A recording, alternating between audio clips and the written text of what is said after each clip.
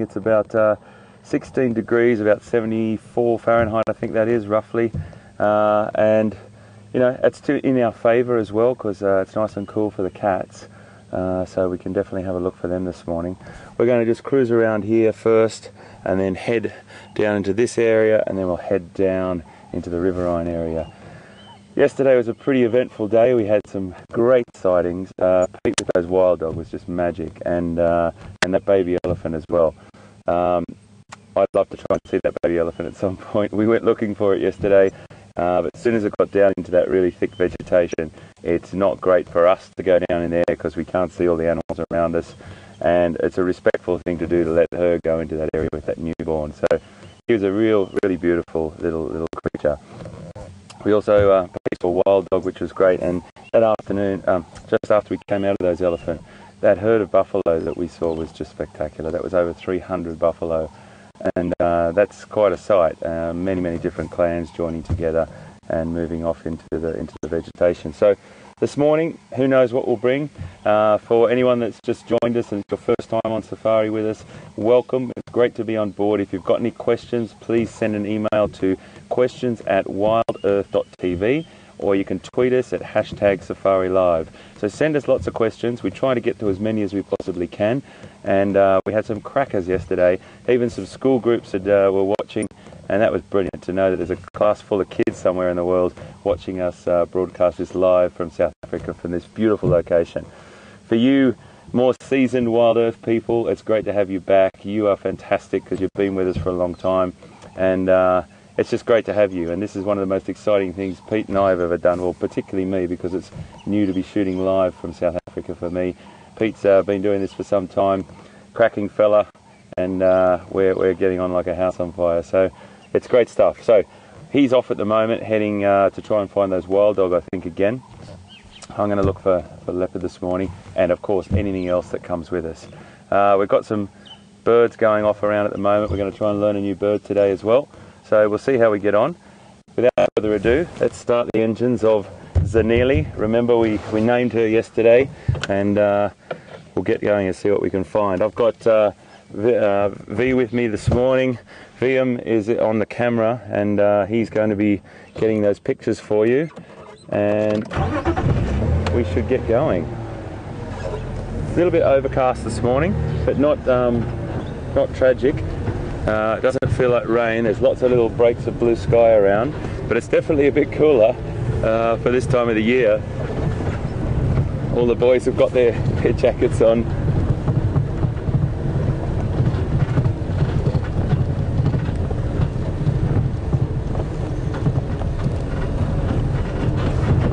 So what we should do is probably go over and let Pete say good morning to you. We'll get off this road and down into some thicker country, and I'll come back to you after Pete said good morning.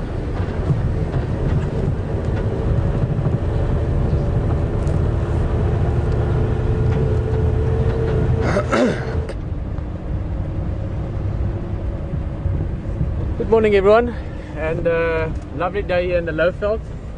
Oops, in the back there. Welcome on the vehicle. We're just heading off towards the northeast part. Last night we ended off with fantastic wild dog. As I said, some of the best sightings, one of the best sightings I ever had, and also great to get the information from Grant Beverly, who's working on the dogs as part of the Endangered Wildlife Trust, and it was just a lot of fun. So I'm going to head back there. It doesn't really move tonight, so I'm hoping we might find them again, and then we're going to go west. So that's pretty much it. We're going to look for wildlife as always, live here in the bush with Wild Earth at Sabi Sands Game Reserve in Djuma, and I'll see you in a bit. Enjoy the drive with HT. We'll talk soon.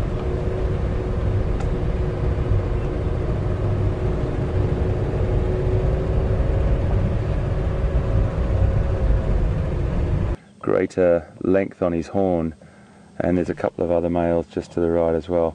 They're such a special antelope. They're very beautiful. I have a tendency to stop at them all the time just because of how graceful and elegant they are, and it's a good little time now to see them as well. They graze and they browse. You'll see them with the fine green pick that's around. They'll be moving between browsing off a little shrub and depending on what they feel like, grazing a bit of grass. You can see the male, just if you swing back to the left a little bit there, V, just a male, he's just walked off, but a couple of them were just grazing and browsing, you know, a bit of grass and then a little bit of forage off the vegetation. We've also got a Nyala female about to cross the road. She's a little less confident than the impala. Very pretty. Look at her. She's a little less confident, but still completely unfazed by us. Gorgeous pattern there. And you'll find these species all intermingle. The more eyes on the ground you have, the more chance you have of seeing predators. And here comes a little Nyala bull across the road as well. We stop at these guys all the time. It's a great way to start the day. Young bull there as well. You can see those tiny little horns starting, and then he'll get some really beautiful spiral-shaped horns. We're yet to see a kudu bull, which I'm really looking for, but I know there's a lot on the property, on the reserve, so it's really important we catch up with them. One of my favourite antelope. Look at that through there, how beautifully camouflaged he is. And they love this this sort of scrubby woodland area. The impala will just sort of stay on the fringes of that. It's interesting, I just heard a little vocalization from an impala then of a young male probably overstepping the mark with one of the older males, and he was chasing him through the woods. So we'll see a little bit of that coming on. I think there's a lot of pregnant females around as well. They'll be lambing very, very soon.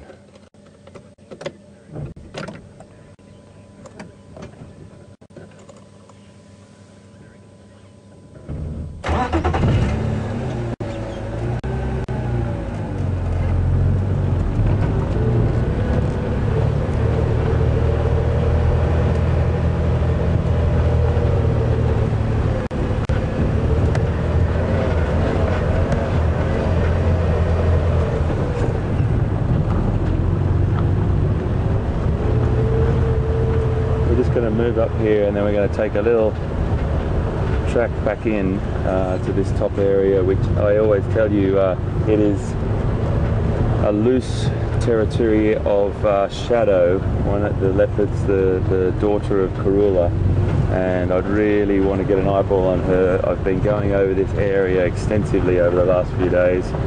Haven't seen any tracks on this road this morning, so a little bit tricky, but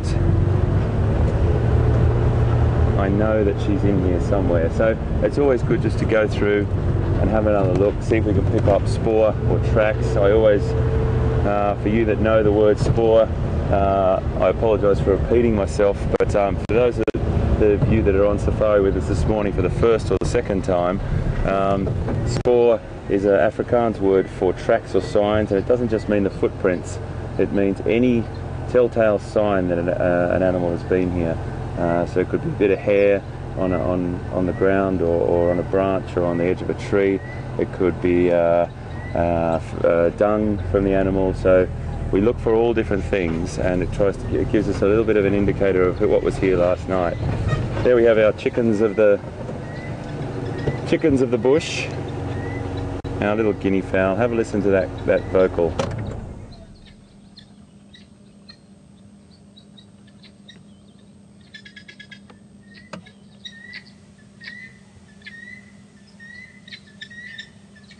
Helmeted guinea fowl. We see them all the time, but it's always good just to stop and have a quick look at them, because they're very comical. They flock, they forage through the day, and they would fly up into one of the high tree branches to roost at night. They're quite good flyers, not for long periods, but to escape. One of their best defense mechanisms is to actually take flight, fly for and glide over a long distance and land somewhere else. So they don't have any trouble at night getting up into these trees to roost.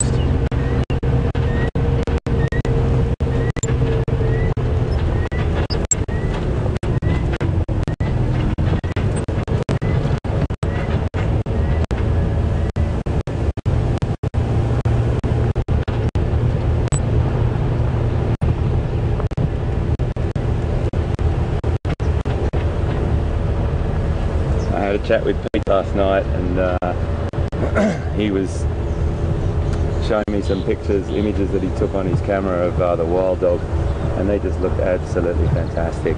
So good to see wild dog on the reserve. They move extensively throughout Kruger Park.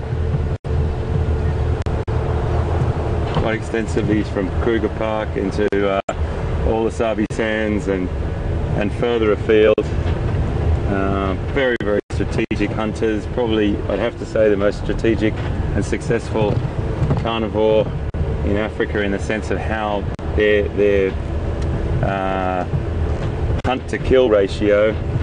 They have about an 85% success rate of success on their hunting strategy and their hunting attempts. So, I mean, it has to just testify a great sort of testament to how good they are, because they're not necessarily that camouflaged, those dogs. They're with, you know, that tricolour pattern that they've got. They're quite obvious when you see them, and when they're whizzing through the bush, they're scooting through the bush quite quickly. They don't stalk. They really do just announce themselves and then have this strategy of working together as a great team. They're very, very good hunters.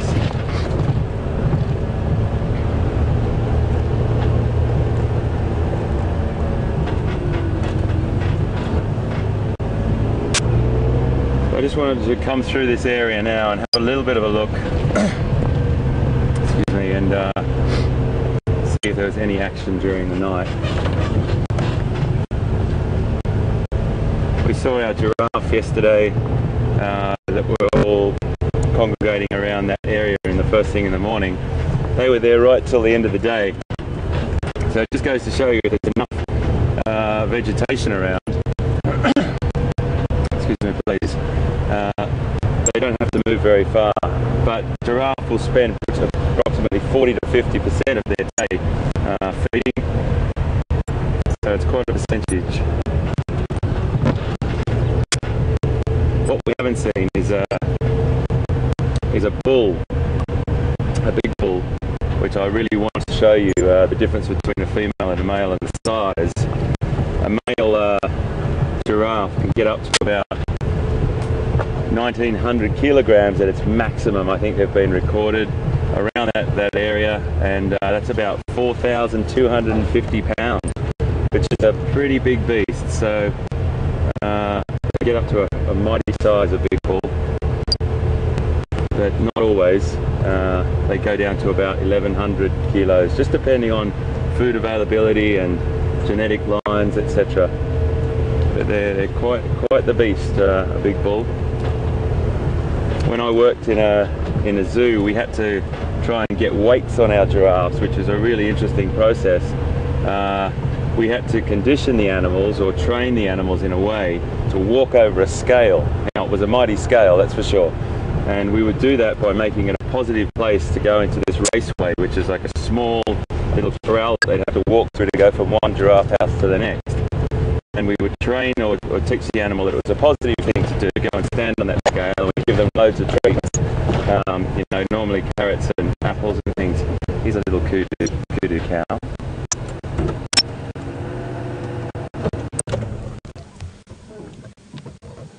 She's beautiful. Another one of those browsing antelope that you can see the sort of similarity between them and Nyala. I'll just move down a little bit closer. There's a whole little group of them down here, a little small herd. There's a couple of sub-adults just through here as well.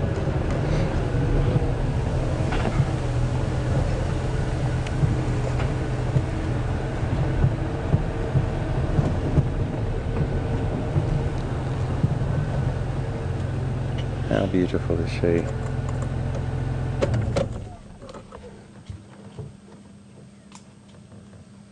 You can see just off in the background there's a couple of other ones browsing.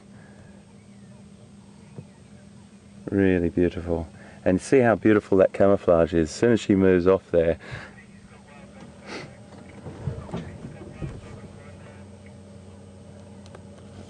Pete's got wild dog, guys. We're going to cross to him.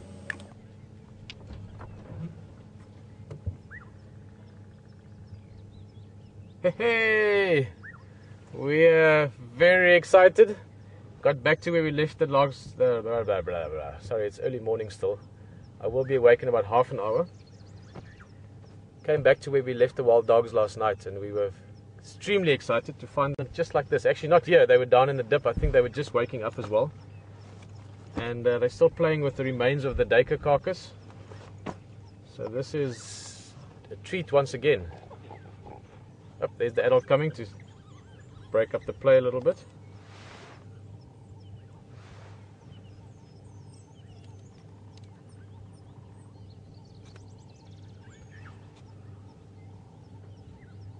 I don't know if you've just joined us or maybe didn't manage to catch the drive yesterday.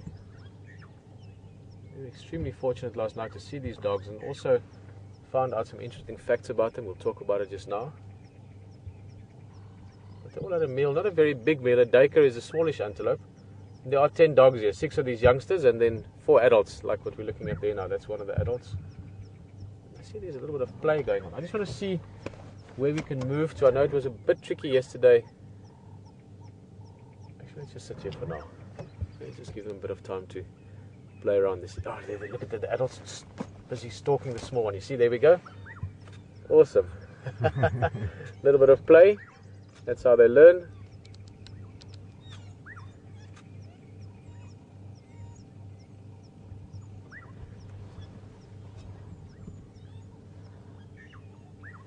Guys, and what a privilege to see wild dogs. Oh, still trying to get a little. That's interesting. Don't think these guys really are suckling anymore, but that one's still trying to take a chance there. No, that's a male. No, that was just messing around. That's quite funny, actually. Now, we will probably not get the time to see these dogs every day with the next while. They cover massive, massive areas. 30, 40, 50,000 hectares, you know. Anything from 50 to 200,000, 300,000 acres. So they could be disappearing out of this area again soon. But you can actually get to know them from the markings. They're all individually marked. With all those different blotches and spots and patterns you get on the body, as well as on the tail. You often get, you know, markings on the tail, maybe a black tip to the tail or a black spot on the tail. I see one of those adults has got a little black spot halfway down the white part of the tail.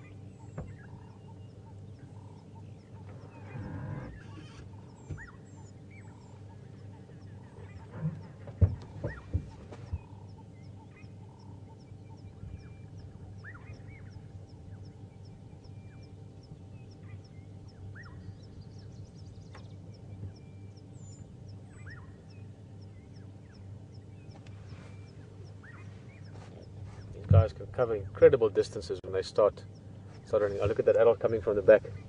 Looks like a bit of play coming, perhaps.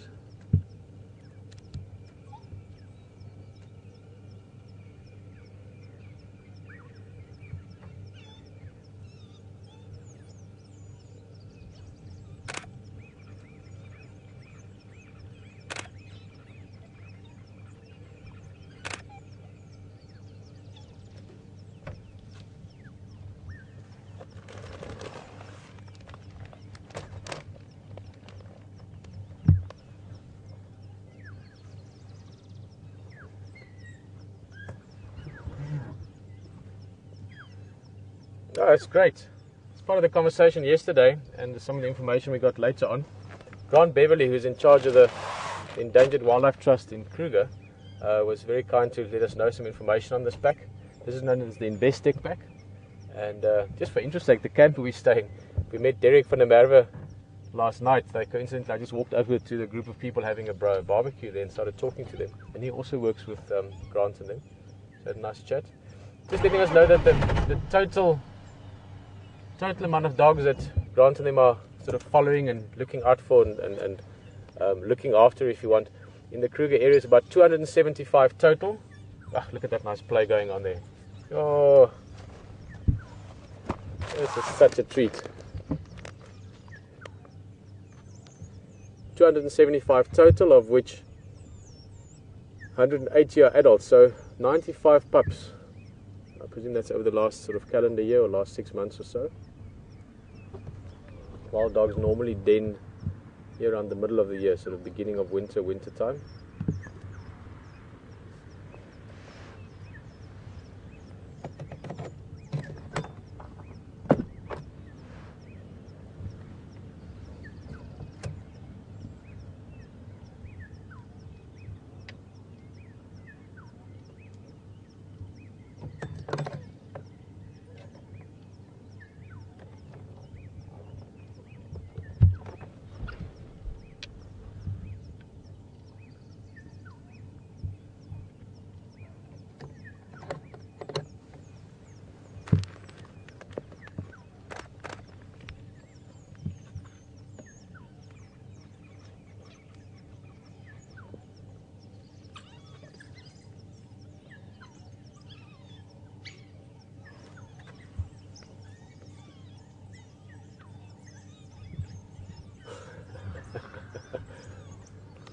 Playing tag.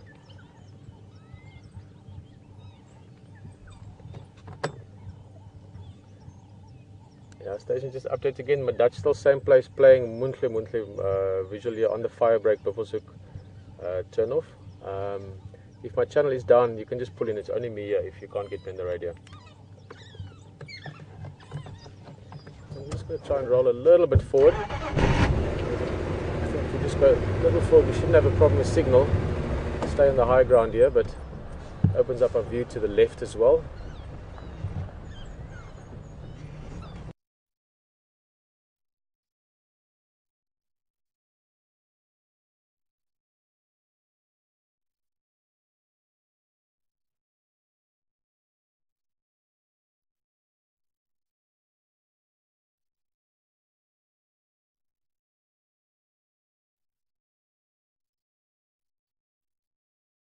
Try and find a clearer spot.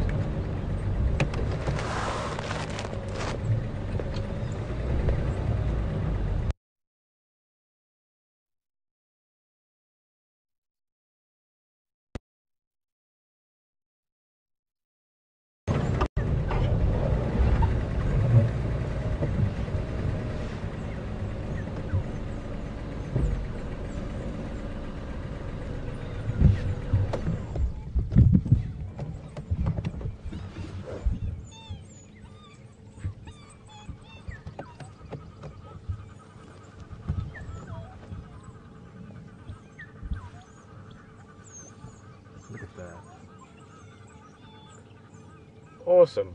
We've moved a little bit and we're actually sitting in a much better spot now. We're sort of on the, just into the how shall I put it, the clearing they're playing in, sort of on the edge of that. So we should get a beautiful view of them running around and playing. They're literally at the moment 180 degrees around us. This is just so awesome, huh? Lots of play from the pups and the adults.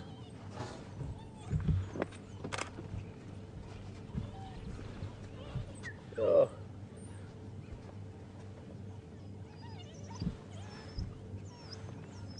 Very cool. We've got wild dogs at this moment right around us, about 270 degrees to the right, to the back, to the front.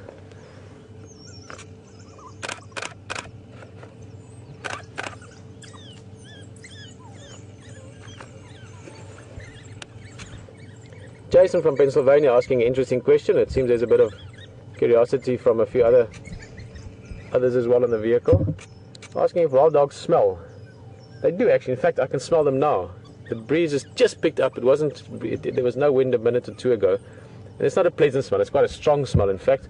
And another question I used to get often when guiding is why wild dogs were never domesticated. I think they're quite good-looking animals. And one of those reasons would probably be that smell. It's not a very pleasant smell. I don't know how to explain it.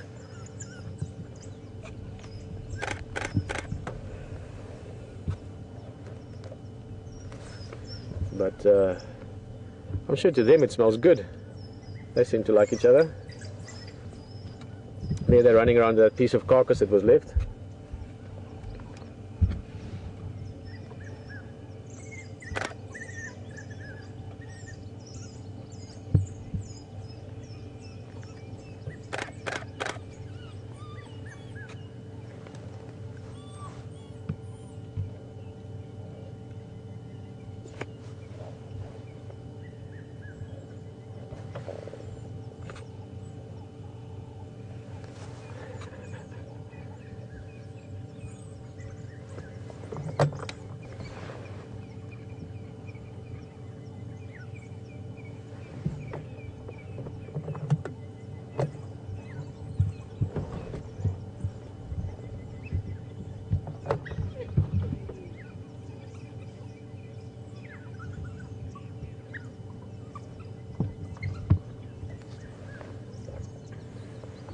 HT, you copy?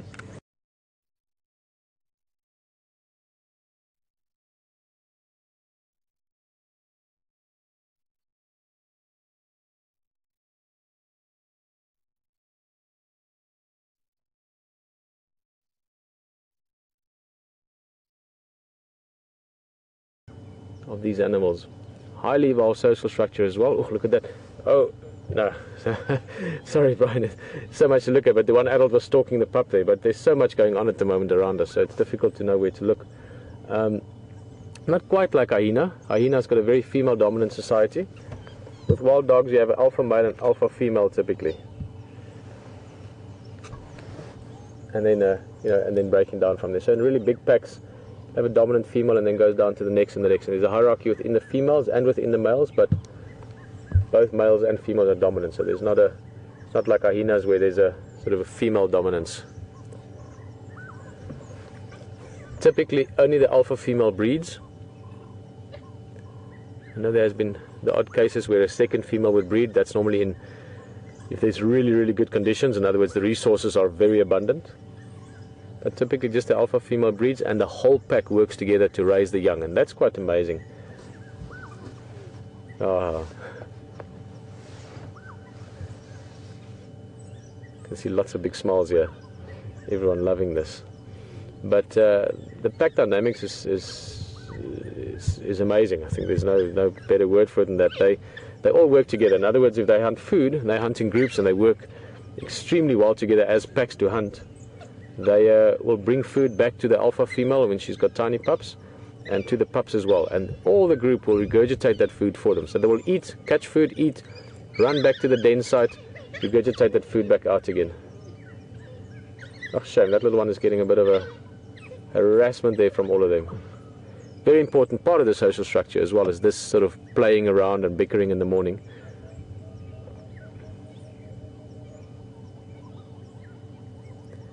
And another interesting aspect to the family structure is they have normally one dog in the group that will be the lowest ranking of the dogs. And what happens fairly often is if they get a little bit irritated with each other, we all know what it's like to live in close proximity to others. And sometimes we snap for no reason or snap at someone just because we're irritated with something else.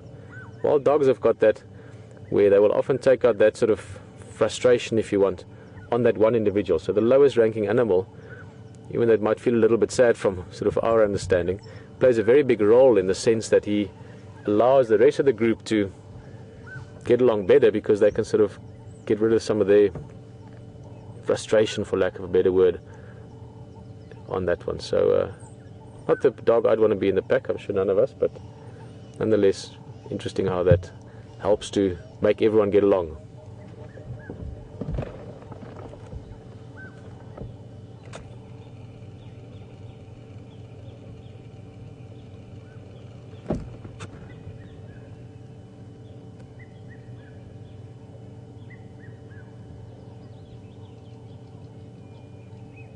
Stunning bird calls around us. Any little Cape White Eyes, black-headed oriole, red-chested cuckoo, what we call a pitmevrou in Afrikaans because they call like that, pitmevrou.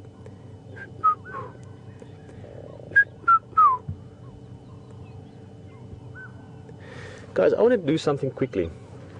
And trust me, it's not because this isn't amazing. Well, not quickly. Let's give it a minute or two. But I want to quickly go look at the waterhole. Very close to us here, there's Buffelshoek Dam, and the guys have been tracking Mvula, who's a big male leopard. He's the territorial guy, and he's been on patrol. I haven't seen his tracks, and I'm sort of on the area where this leopard could come out, and they're still tracking, and I've been keeping track of it on the radio.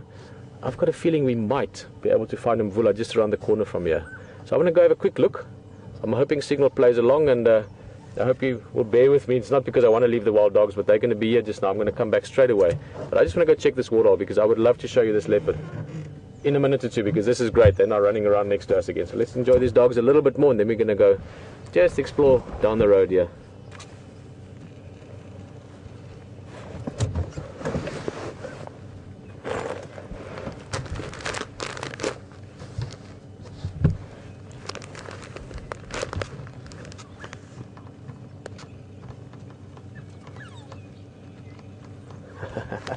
Little hunting posture there.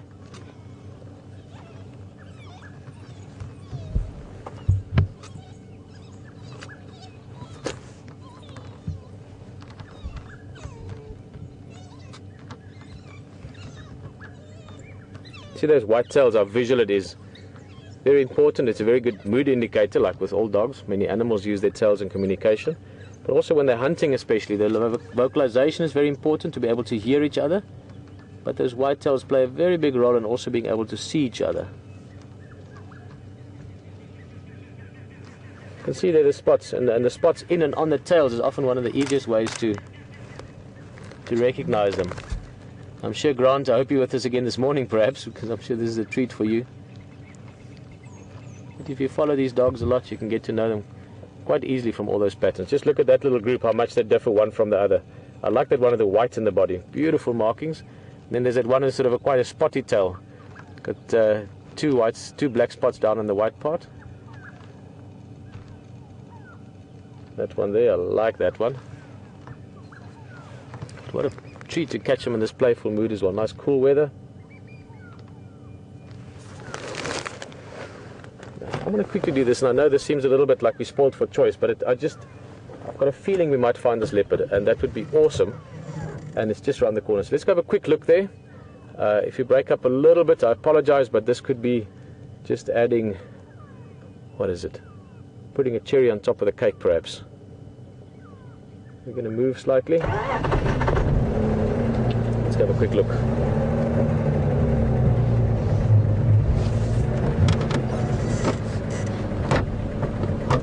What a treat. What a treat. Amazing, huh? Really awesome.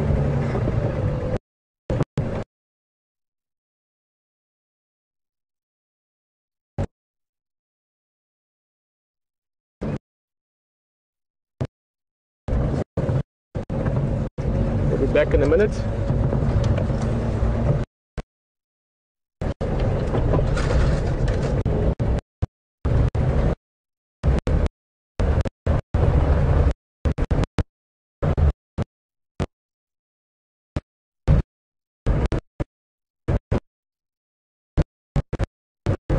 Just leaving my Dutch for a minute. Quickly by WildEarthTV Dam for Mula. Then I'll come back to the base. Some just playing around. Also one and long.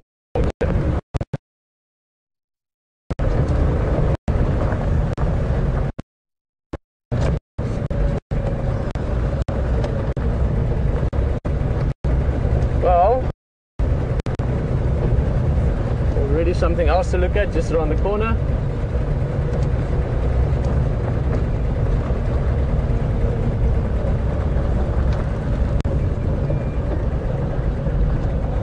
A couple of elephants, 3 of them so far. Oh, look at that view. Stunning view here from WildEarthTV Dam. Lots of grey lories calling. The bird calls you can hear. Quah, quah, quah, quah, quah. No leopard, but 3 elephant. There's one young bull we're looking at there, and then across the water, there's another 2. The one in the front here being the biggest of the 3. He's quite a big guy, I would say, in his, oh, actually probably in his mid-40s or something. He's quite a big guy, one tusk.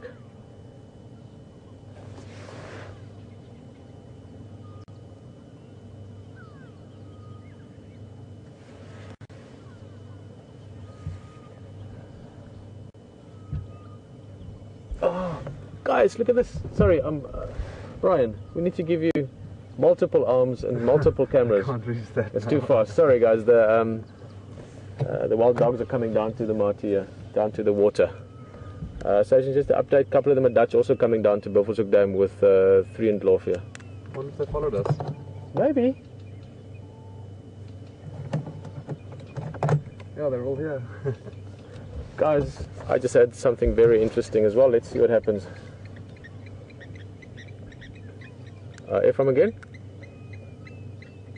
Confirm inque voila WildEarthTV Dam to Puzamati. Hippo walk up road. Okay, en kom ons nou nie. I'm just going to tell you on the wall. En kom ons nou nie. Guys, I have to show you something. I'm going to have to try and time it. Let's try it, just turn slightly. Because I want you to see the wild dogs who are just behind us. Oh, this is if you've got friends that have never been on safari, phone them. Wake them up, get them to come and watch. Because it's all happening right here, and there's another surprise which I don't want to promise, but trust me, you want to be here for the next 10-20 minutes. Let's give you an idea of what we're all looking at. Here's all the wild dogs coming down for a drink. You've got the elephant, and remember I came here looking for a leopard. Just put that in the back of your mind.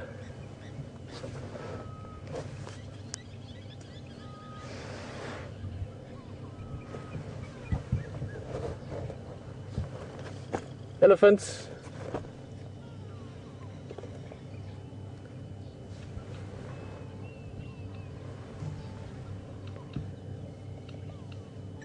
One of my favorite spots right there where that elephant is standing now. That big tree to the left of me is called a torchwood. And we used to always do our morning coffee stops or our afternoon sundowner spots. This is one of my favorite places to stop. Over the years I've had many memorable sightings here, and I think today is going to be, well, I don't think, it already is. Got incredible wild dogs, big elephants, and who knows what else might be plodding along a dusty path somewhere, heading for a drink.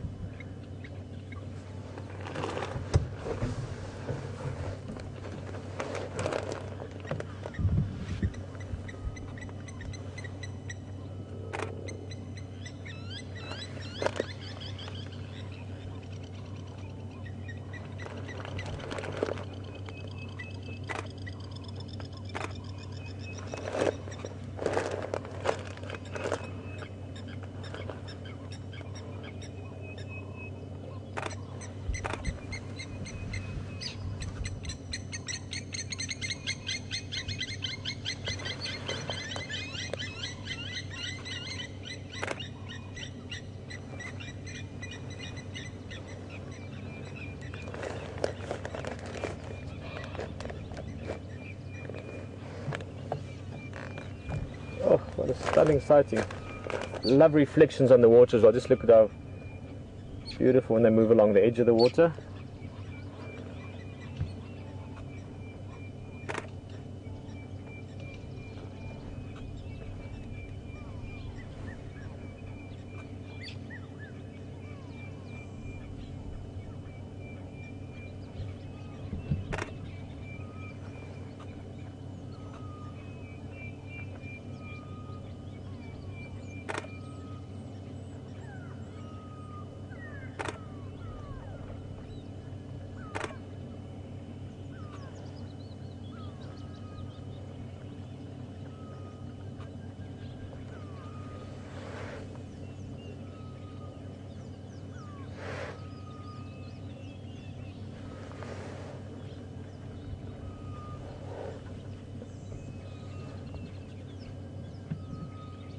Hello Ellen, just asking if wild dogs bark. They don't really bark, they make that high-pitched noise that we could hear earlier and that we can hear every now and again now, but not a loud bark as you would find with domesticated dogs. They're chasing that bird, you see, that's what they're doing. Sorry, I'm looking at different things here, so there's just so much going on at the moment. So I'm just going to close my door again so it can open. Ah, there we go, that should stay like that. Just such a pleasure to catch them in such a playful mood. It's a nice cool morning with it being overcast still.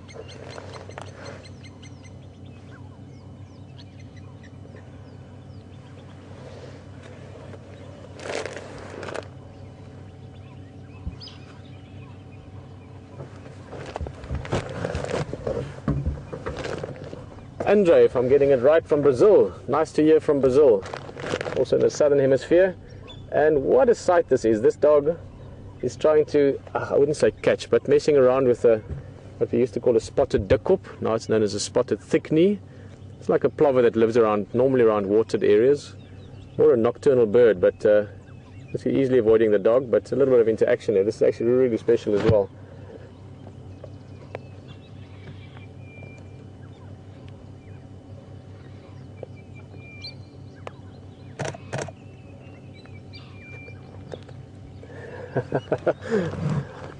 I don't speak Thickney or Dakop, but if I could, I'm sure I wouldn't be able to translate what that bird is trying to tell those wild dogs.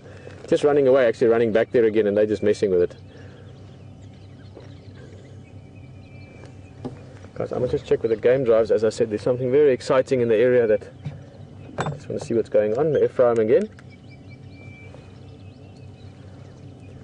Yeah, for that Ingwe will come to the Marti or is van Biele?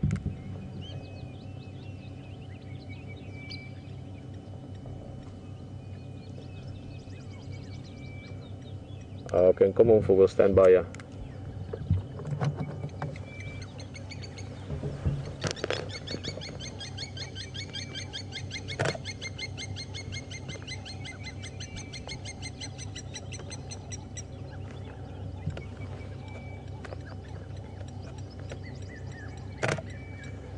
George is asking if wild dogs have any natural predators.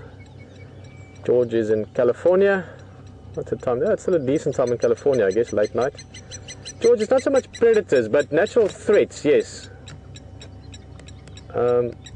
Lions would kill wild dogs because they're competition. I mean, they're not going to hunt them as such, but they could be a threat.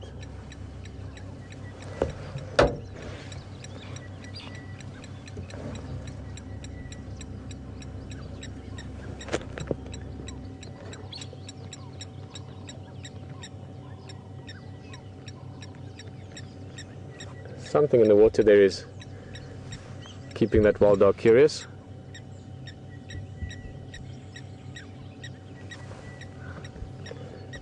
Might even be the reflection. We've got beautiful still water. There's hardly a breeze, so you've got a mirror-like effect to the water.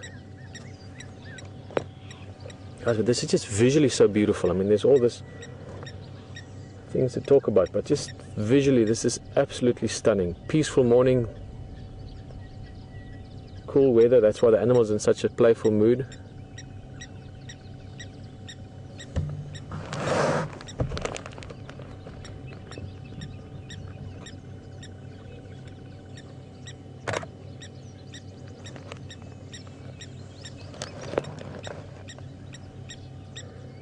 And who knows what else can happen.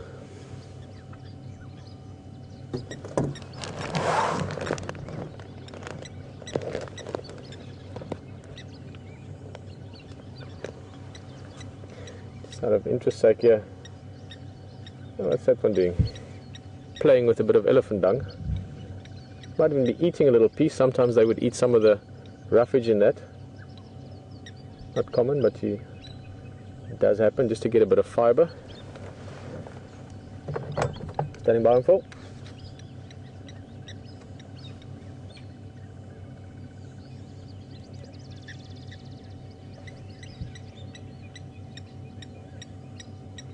Okay, copy him for you. I'm still with the Madachi at the Marti, hoping that one will come here. It's very difficult there in the Skovanini. My signal is not monthly.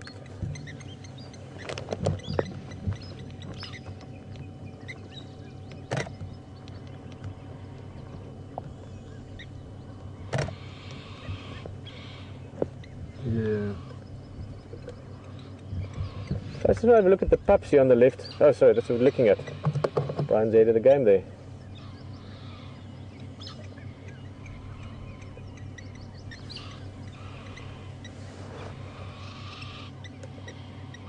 Yo, look at this. Let's see, there's too much to look at. Puppies are very curious. They can see the adults running around, but they also know around waterholes you have to be extra careful. You see, the thing is, at waterholes, you never know what else could be around. There's some elephants now, but there could be other predators, lions perhaps, leopard, all things that might be of some concern to wild dogs, especially to pups. So they're just carefully looking what the adults are up to.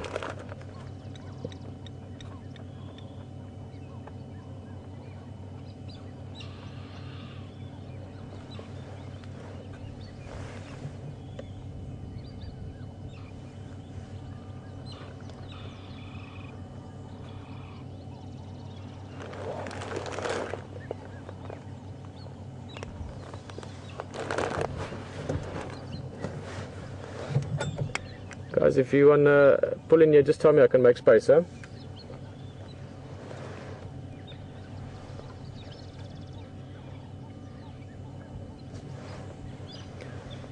sorry station. I was just on 2 channels there at the same time. If anyone wants to pull in here, let me know. I'll make space. It's just myself and one Buffelshoek more by your unlock.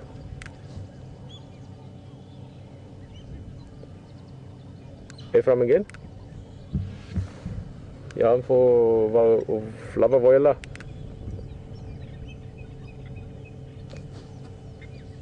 Okay, and Como. Alright. Big bull elephant, that's the guy with the one tusk. And we're just going to make some space. Some of the other vehicles have gotten closer now, and they are just as keen as we are to see these wild dogs. So we're going to make some space for them. But I know I was sort of almost, not quite, because you can never promise anything in the wild. I was sort of letting you know there's something else, and that something else is around. I was hoping it's going to join us here with the wild dogs and the elephants all together at the waterhole, but it seems it's changed direction. So I've got somewhere else to go. We are going to go through some deep dips here. We're going to go through what we call skovanini's, these drainage lines. So we might disappear a little bit in terms of signal, but if we disappear, you're going to join HT a little bit, but I've got something we're going to be looking for. So we'll be speaking soon. Morning, Ephraim. There's the game drives coming in, also to come and enjoy this. Guys, just a quick recap. To see wild dogs like this, in this beautiful setting, running around like we were just watching for the last quite a while, such a pleasure. It really is.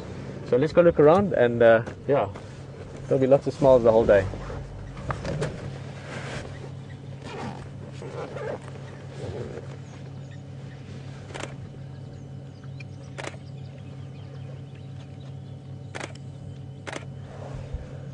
Okay guys, well as I said, difficult to tear ourselves away from this, but we're going to make space for the other guys now. So enjoy the drive with Hayden. You're going to look around. We're going to be going in there, but we'll see you again soon with hopefully a big surprise.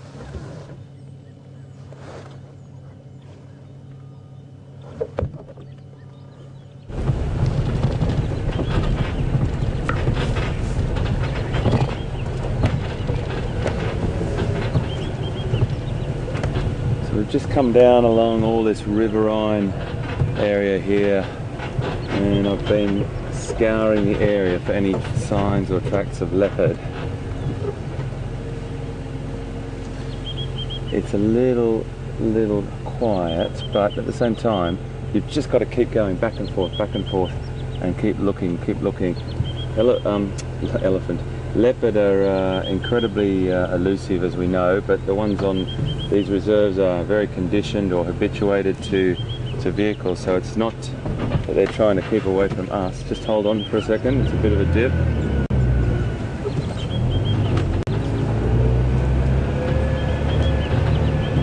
It's more that we just need to keep scouring the countryside. Just hold on for a second.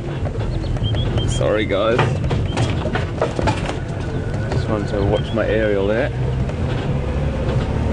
And we always want to just crisscross and make sure that we cover everything we possibly can to try and find leopard for you. I hear Pete's had some fantastic wild dog and elephant action at the same waterhole, which is what a beautiful thing to see. I'm not sure what waterhole that was, so I'm just heading down to Twin Dams now to have a little look. This is potentially leopard country as well. I mean, leopard are incredibly versatile. They can turn up anywhere. I prefer this sort of bit of cover with this sort of shrubby, low vegetation, different tree species dotted throughout.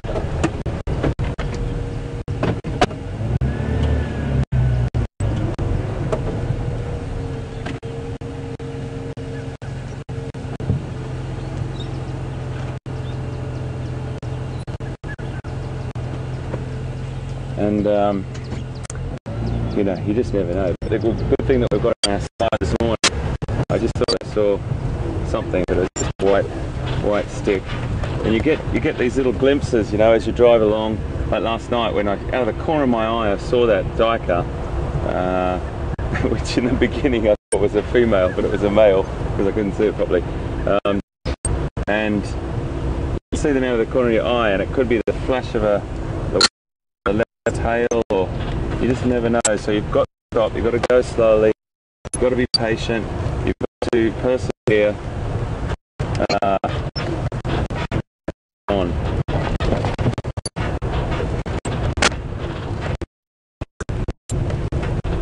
4 days, since 3 days since I've seen it. I'm starting to have withdrawal symptoms. Really like to see leopard. But that's a bit new about the wild dogs that are still on the reserve, so we probably will see them over the next couple of days. They might be here for 3 or 4 days. But beautiful vision. I think there's some young sub-adults and pups from what Pete's pictures were showing. And that's really, really great to see. And in beautiful condition, really beautiful condition, those dogs.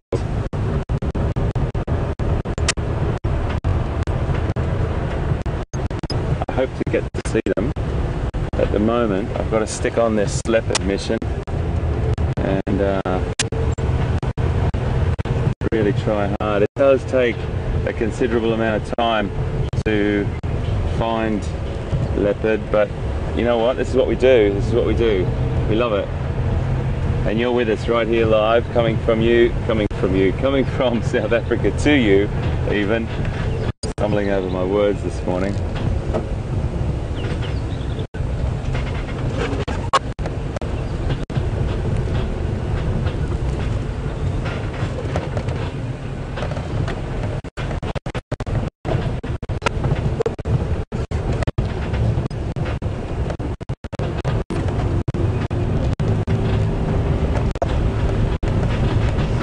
The reason why I'm so hell-bent or not obsessed with leopard, but, well, maybe a little bit, but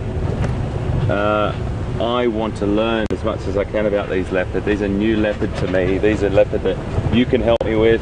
Many of you know these leopard from the past series and past broadcasts from here, but they're all new to me, so I really need to see them as much as I can and learn about each individual.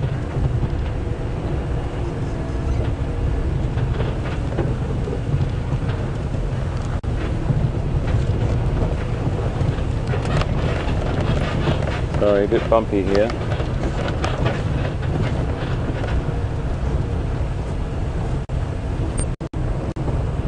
Just coming down to this dam, which I like to drop into on the way through and see what's around. It's a lovely dam. Lots of great approaches from up in this woodland, this grassy area here. And on the other side of me, on the left, there's a lovely drainage line here, or dry riverbed that will be flowing in the rains, but it's got a great contrast.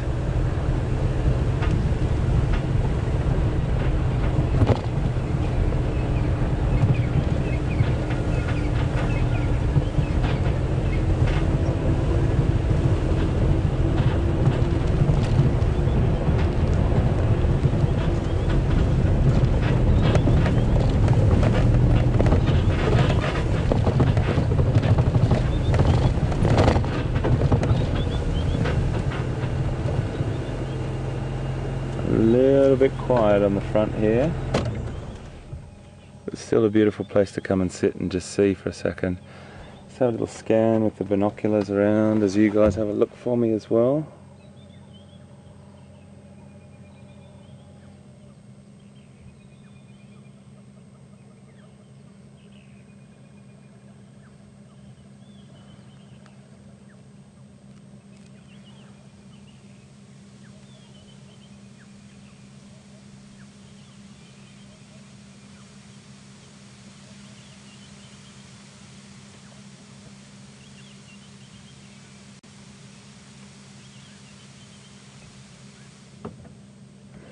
Really good to look all over the waterholes and just around the edges of them, because predators will use these locations to ambush their prey, and you can never look too much, I believe. Never look too much. It's really important to take your time, be patient.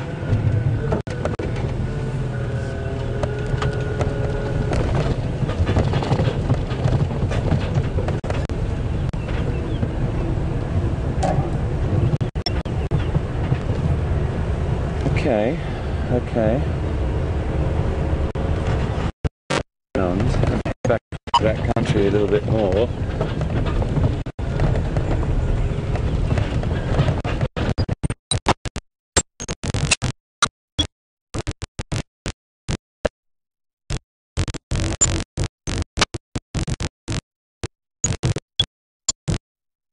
I think left, so I'm to go. A great one, and enjoy it. I'll see you soon.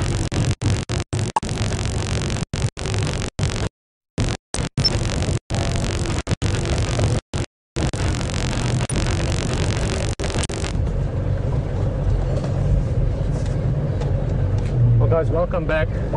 We are in some very thick bush here. We just spotted him, and we're going to try and stay with him. Just look through this, look through here, just through there. We're going to see our first view, my first view in about 6 years almost, of a big male leopard. Look at that dewlap, look at the head. He's a monster. He's considered to be one of the biggest leopards in the Sabi Sands, for that matter maybe in the world. Beautiful guy. One of my favorite photographs I ever took of a male leopard was of him. He's called Mvula. Mvula. Beautiful name. It means rain or water. He's the father of many leopard cubs in this area. He's also considered to be the father of Quarantine male and Kuyuma, the two brothers or the two cubs from Karula. Very exciting. And we maybe 200 yards from where the wild dogs and the elephant were. I was hoping he was going to come drink. In fact, he might still come and drink. Okay, but now the term we use on the game drives is very big bushes, very big thickets. Oh, there he is lying down right through the stick. So we're going to stick with him as far as we can. On the way over here, the elephants had pushed a branch, or actually not a branch, a tree over the road. And we managed to, you see him, bro? There he is, yeah, sorry. This is an indication of the camouflage that these cats have. And we almost couldn't get through there, but luckily with this little vehicle we could literally almost do like a little sidestep around a tree. So in terms of going through this kind of habitat and following a leopard, this is probably the best vehicle in the world. Especially this little jigger, the one we are in. Guys, I'm just excited every time I see a new leopard, especially one that I've known in the past. This guy is awesome. Mvula. Lovely name. Flick of the tail there, probably swatting at a fly or something. Be curious what he's up to, because he might be aware of the wild dogs, although the breeze at the moment, earlier it was more from that side. It seems to be I was going to say twisting and turning, and then it got twisted up in the turn of twirling. So it's a twisty, twirly, turning wind. Bit of a breeze, just sort of. Oh, I can hear the elephant in the background just giving a little rumble there to the vehicles. Maybe to the wild dogs. This could all culminate in these guys bumping into each other. Now, but it would be interesting if Mvula walked out to the water. The wild dogs might actually avoid him. He's a very big male. There's no two ways about it. When you see him, that glimpse we had of him walking, you can see that he's a big boy. And with all those pups around, those wild dogs might choose to just avoid him rather. Although typically wild dogs will dominate a leopard just because of their numbers. So we might see that. It's a very logical thing for him to do. That's why I was getting so excited at the waterhole. Mvula, being a territorial male or a dominant male, he's on patrol in the morning. I was going to say patrollie. Patrollie is Afrikaans word for patrol. So I'm just really excited, guys. If I'm talking too fast, you know, I'll be less excited in about 6 weeks after we stop looking at leopard every day. But he is on patrol, so he's moving through his area and he's scent marking. Now, to bring this back to the waterhole, he will go past the waterhole, I'd be willing to wager almost certainly. It is one of the prime areas for him to mark. In other words, on his patrol, he's scent marking, spraying urine and scratching as well. They've got the glands between the toes. And it's important to scent mark because that's going to tell other leopard that, listen, there is a big male around, there is a dominant guy, this is someone's turf. And the waterhole is a very obvious or logic or important place to mark, because that's most likely place where other leopards might come past. Other females to know there's a male around, other males to know that, listen, there's a big guy around, maybe we should leave this area. I'm going to try and move a little bit.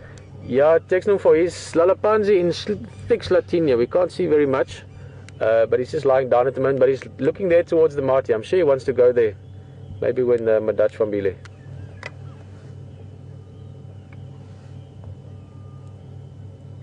Yeah, 2 and Love. There's one other one by the Marti, and also there's a roadblock on Yala Road from Insignia they push there.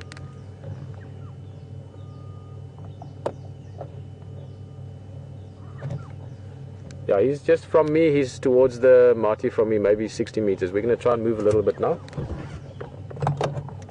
Oh, now this is this is one of those mornings where I really hope HT's on his way. It will be awesome if he can come see this as well. This should still go to the waterhole. We should have that again as the sort of the stage, if you want, from what's going on. But this is those mornings that just, it all comes together, and then it's just magic. It's always magic out here, but some days it's the big finale, and this is sort of one of those, right?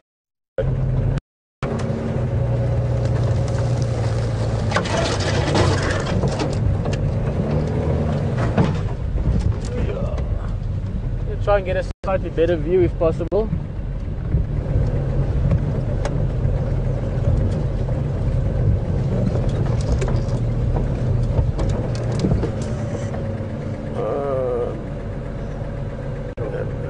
Bit of a maze.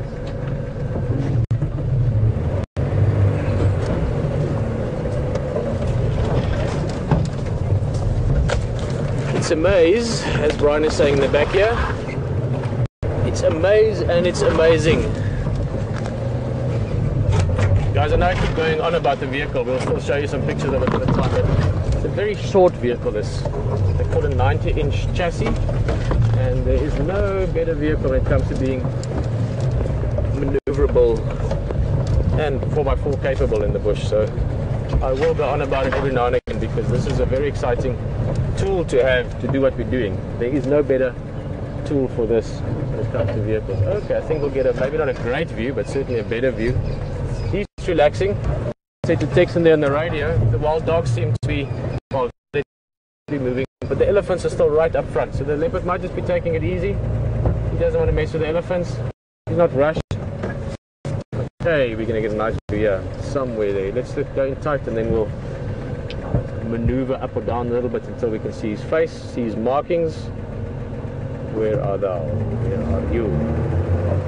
Somewhere. A little bit. That's good. Nice. Oh, look at that.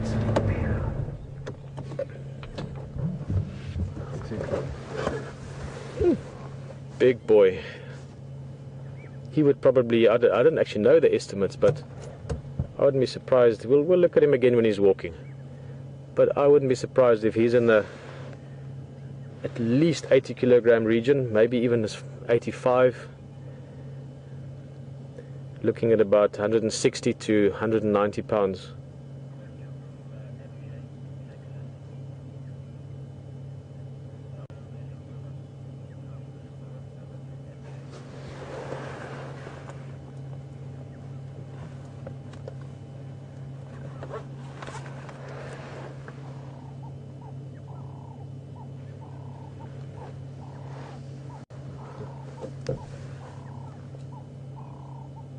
Guys, this leopard, as I said, I was lucky enough to have seen him and taken some images of him. In fact, I've got, I think, an image stored on my camera that I took off the picture I took of him 6 years ago the other day for recognition purposes. But he was born, estimated in 2005. So he would be 10 years old sometime in the course of this year. In his prime, maybe getting into the autumn stages of his prime, but big male. As I said earlier, he's considered to be one of the 5 biggest leopards in the Sabi Sands area, and father to many cubs. He became dominant back in 2008 2008, end of 2007, I'm trying to remember now, end of 2007, beginning 2008, we started seeing him, and he was sort of pushing into this area. Back then, Mafufanyani was still around, but on his way out. We had Jordan male, or Yambili Jordan, big guys around as well, so different competition back then, but he stuck around. He's got a large area. A little twitch of the tail there just to show that he's not fully sleeping. I saw a francolin, which is like a grouse-like bird, just walking not far from here. Could be interesting to see if the francolin stumbles onto the leopard. He'll make a big fuss. The francolin, that is. That's how the game drives. Texting again, just update him for this Ingwe Lalapanzi here in the Slatin. Can you see me? He's on my left, so on my southern side, about 20 meters.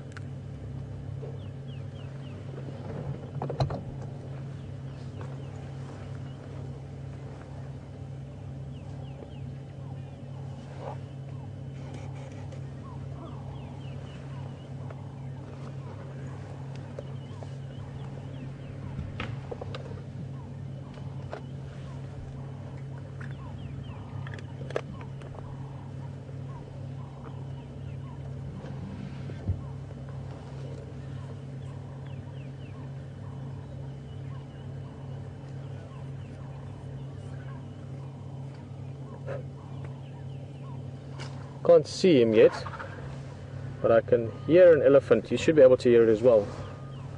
Just slowly making his way in our direction behind us.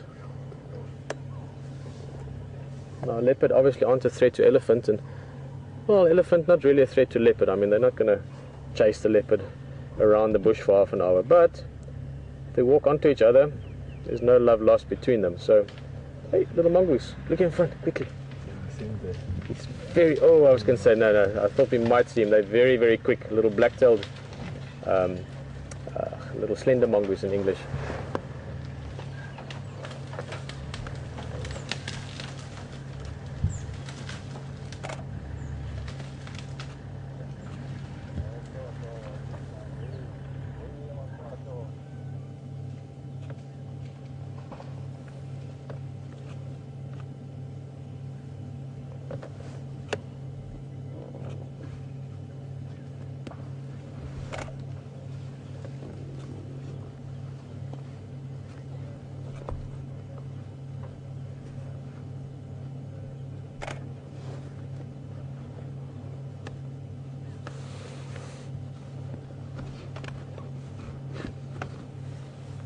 Well, that's good news. HD is on his way as well. Hayden Turner, for those of you that haven't met him yet, he's also out here loving this experience of where we are and what we're seeing and what we're doing. And he's on his way from that side with Jason, getting a bit of camera experience with him. But they're heading this way as well. There's going to be things happening around here, so I'm just happy to know he's on his way to come and see this as well. What an exciting morning, and one of the things I always missed when I was guiding, back in when I was younger, before I was grey, or had grey going into the hair. I used to work in this area and other game reserves, and one of the things I always missed was having people share it with me. And I'm not talking about the guests. It's a lovely experience. You meet amazing people from all around the world, but you always miss people that know you, that can share these experiences, family, friends. One of the things I found through Wild Earth is that it's amazing to have you guys on the vehicle. I mean, so many of the names this morning already I recognized, and new people joining us. Andre in Brazil saying how much he's enjoying the experience. You know, Andre, I know you're going to be on here again. So it really is a case of getting to know people to some extent or another. And then directly on the ground here, very fortunate to say that I know some of the guys for quite a while. Graham and Will I've known for quite some time. Pete Bright. And I've been very happy to realize I've made a very good friend in HT so far. We're getting along really well and have a lot of similar feelings about wildlife and conservation and life in general, and there's something really cool about sharing this kind of thing with someone that has the same thoughts and maybe more importantly the same feelings on life and on wildlife as you do. So really exciting. Hope that HT gets to see him. Vula, I'm sure he will. This guy, you're going to stay with him most likely until the end of the drive to some extent or another. he's been busy, he's been patrolling his area, he's been scent marking his territory, and it's a good chance he'll settle down in this area, close to Buffelshoek waterhole. And leopard males, when they've been busy like him, he's been walking maybe 5 or 10 or 20 kilometers last night. He's going to take it easy the rest of the day. Likely, I don't want to guarantee it because it's overcast. He might get up and walk off. But I would say there's a better than average chance that he's going to stick around the area of Buffelshoek Dam, and that we're going to see him, and that H2 will see him as well. What a morning, huh? Whew. I'm sure everyone is here sitting. For those of you somewhere where it's late at night or early hours of the morning, I was thinking of Brazil again, 2:30 in the morning. East Coast time at the moment is after 1 o'clock. West Coast, it's about, 10 o'clock, 11 o'clock in the morning, at night. But I'm glad you joined us for this one.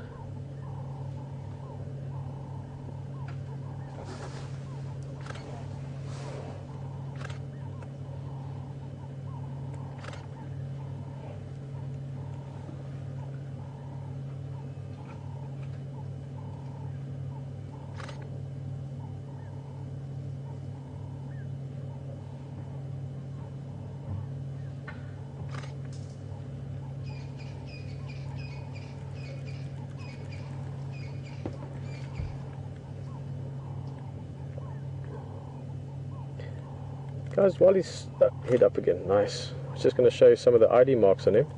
But this definitely is Mvula. I've just confirmed it from from an image I've got here with me from about 5 years ago that I took of him. Definitely him.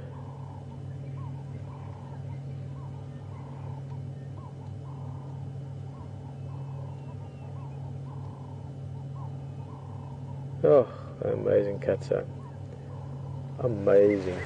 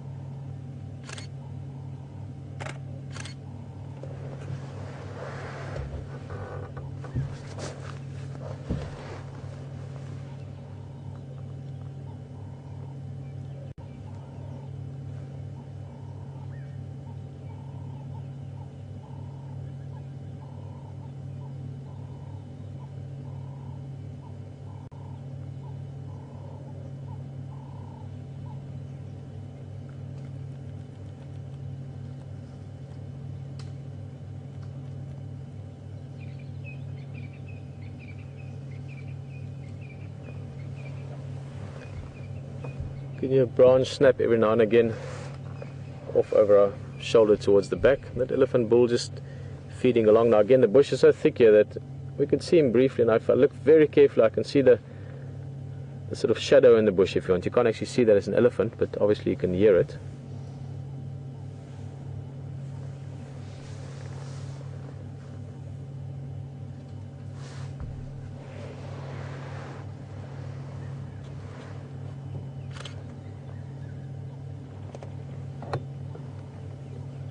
Andrew again. For you trying to come in here.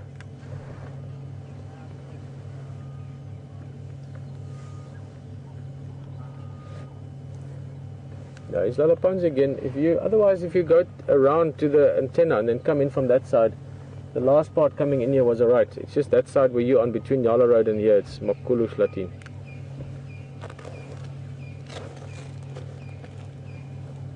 So I'm going to show you quickly how we recognize this guy.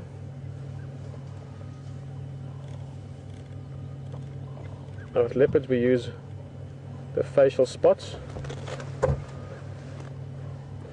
Let me give you an idea. He is sleeping, we'll keep an eye on him. If he moves, we will show you. Let's just see that we can get this. This is still a technique we're playing with. So let's just get the reflection right.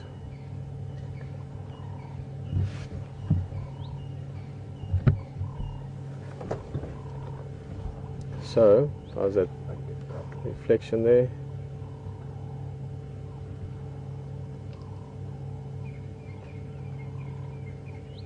I'm going to focus mainly on these spots. If you can see these ones, oh sorry guys, I just talked to Copy Andrew on the Game Drive channel. It's got 3 little spots there. Ooh, if we've got a little branch, there we go. Small twig. Is that too dark? You can see that is right, Brian. Okay, there we go. It's got 3 spots there. One. The reflection is a bit trickier. Oh man, it's not working. How's that better? So it's got the 3 whisker spots there, and then 1 above it.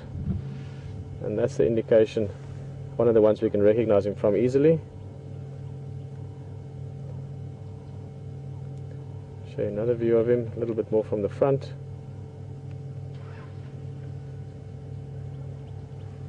There you can see the 3 whisker spots again, with the 1 above it. I'm also going to show you this. This is an area that I was just looking at now as a comparison. Just above the eye, there's one little, almost like a bird's foot if you imagine. So that's the heel of the bird's foot. And then the 3 dots above it, 1, 2, 3, and the heel of the foot. Okay, now I'm going to just keep it like that. There's an old picture I've got of him. There we go. Okay, now this picture, I actually just the other day before we came down to the Lowveld, oh, where's the reflection? There we go. Shot an image of him years ago. That's almost 6 years ago, and I gave it to Graham as a present, and it was on the wall in his house, and I just quickly snapped an image of it just for reference for a day like today. And so let's go in close. I think that one's actually fine. There you can see again, now it is from a bit of an angle now, keep in mind. There above that lip, you've got the same 3 spots, 1, 2, 3, and 1 spot above it, so that's a whisker confirmation. We don't have an image from now, but I saw him earlier when he was moving. He's got the same 3 spots on that side. If we get a nice image, I'll show you. And then above the eye, I just used that as one reference. There you can see the little, remember what I said, sort of the heel of the bird's foot, and the 3 dots, 1, 2, 3. So there's another confirmation of a spot pattern. It's always nice to have at least 2 confirmations, just in case there's a spot pattern on the lip that might be similar. But definitely the same cat. I was looking at these markings as well. He's got a nice line of spots here running up that way, ending in that little bracket. Again, I could see it on him. So that's Mvula without a doubt. Mvula Rain, love this cat. And he's just popping up his head again. Hopefully there's more than the head popping up.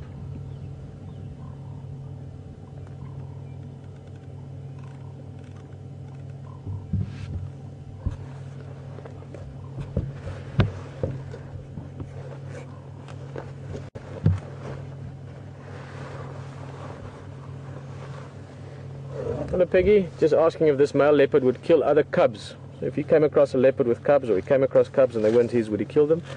You know, Peggy, not necessarily. Potentially yes, but not necessarily. Same as there is a small potential they might kill his own cubs. That's also not impossible, but again not likely. Now there's been some interesting studies done on it.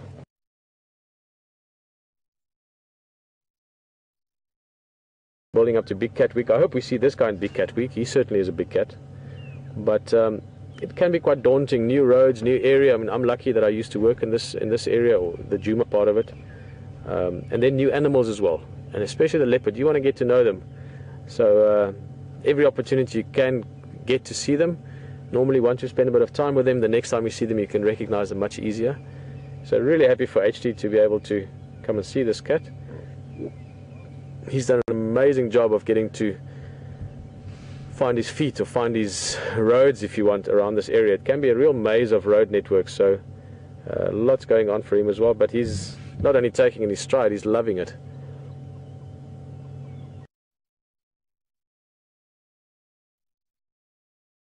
much easier. So really happy for HT to be able to come and see this cat. He's done an amazing job of getting to find his feet or find his roads, if you want, around this area. It can be a real maze of road networks, so lots going on for him as well, but he's not only taking it in his stride, he's loving it.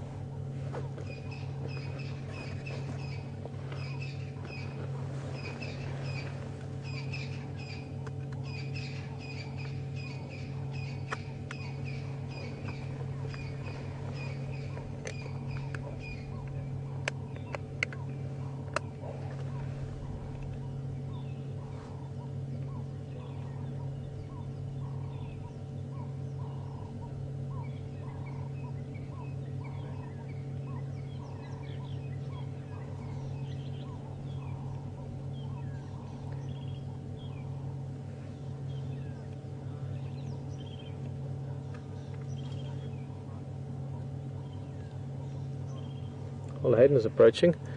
It'll be interesting to see how we're going to get him in here, seeing as it is quite thick stuff. I might even say that if we can get him in here, because there are other vehicles coming as well, I might make the space so he can take my spot if you want. Maybe there's a bit of pun intended there somewhere. He's welcome to pull into the rosette we've got here for us. Leopards, spots, they don't change, rosettes, something like that. But I would like him to see this guy, and then we might just go and hang around the area still and just see what happens around Buffelshoek Dam this morning. I sort of feel like this is a Buffelshoek Dam this morning, or a Buffelshoek Dam morning this morning, if that makes sense. Just to explain that name, Buffelshoek might just sound like a bunch of weird sounds to you. Excuse me. Buffelshoek means, translated directly from Afrikaans, buffalo corner, or the corner where the buffalo are, or the corner where the buffalo could be. So who knows, maybe we're still going to see buffalo this morning as well.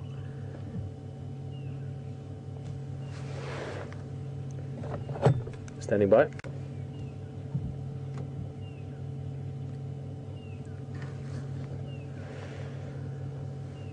And I think the easiest actually is if you go underneath the wall and you go up the sort of steep bit, just keep a right, and then I'll call you as soon as I can see you, and I'm going to try and get you into my spot because we've got a decent view here through the branches, and then I'll pull out once you get here.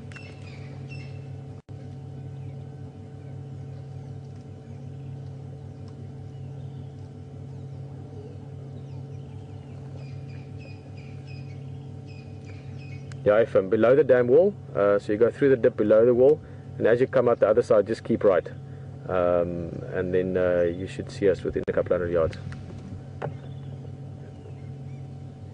Shop, shop.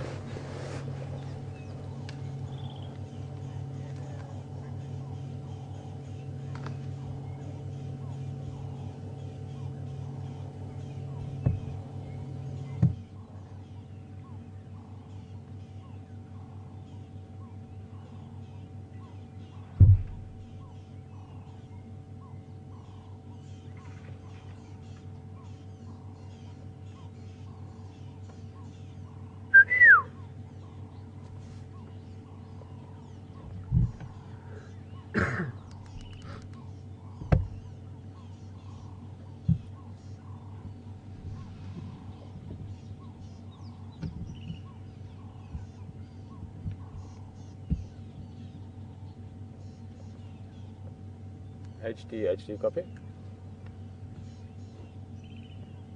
HD again. Yeah, sorry, the other guys were just on the channel. If you go back a little bit, I just couldn't call you at the time.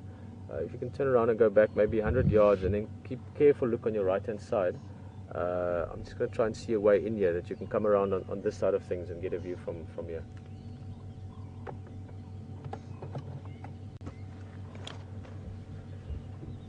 Guys, I want to move a little bit. As I said, I really want to get Hayden in here just to see this cat and to enjoy this as well, and also give you his perspective. You know, it's different people have got a different way of looking at things, and it's always nice to get different thoughts on things. So we're just going to try and find a way.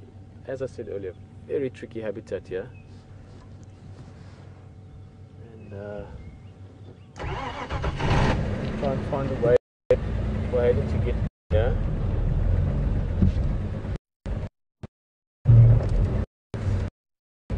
I think I've got it. I'm going to follow this footpath.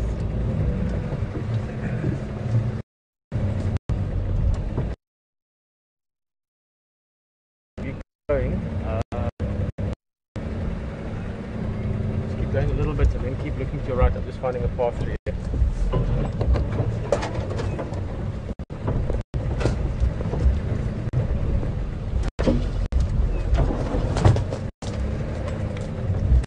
There, just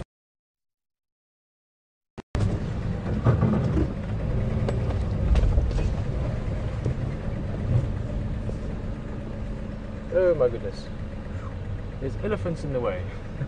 Can't see them, but in that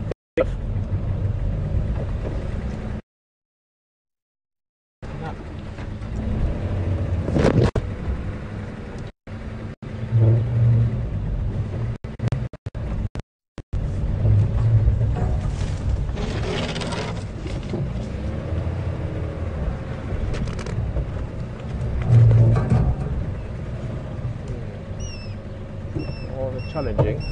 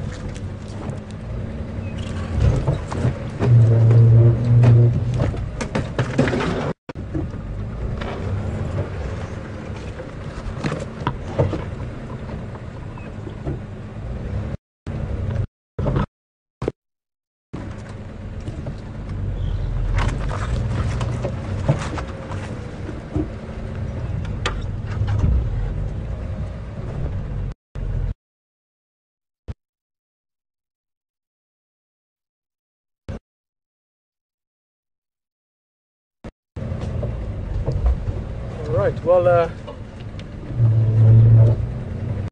it's going to move back a little bit.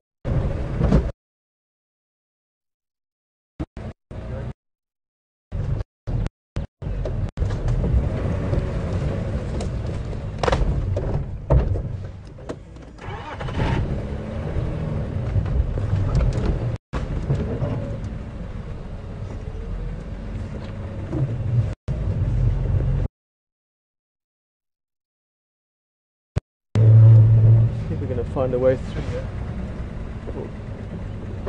HD and then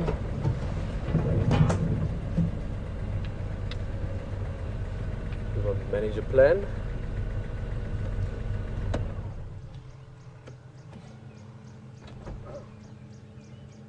You can hear branches breaking in the distance. So as I said, not only is the leopard over that side, but also we've got a couple of elephants around here. Difficult to see them, even though the one should be just here.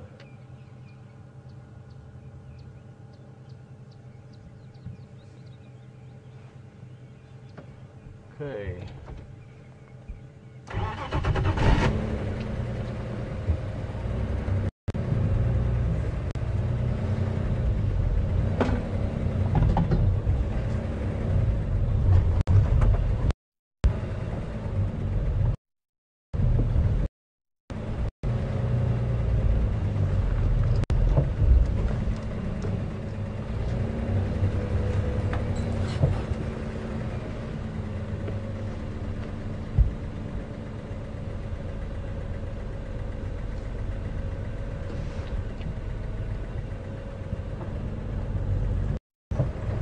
waiting a little bit.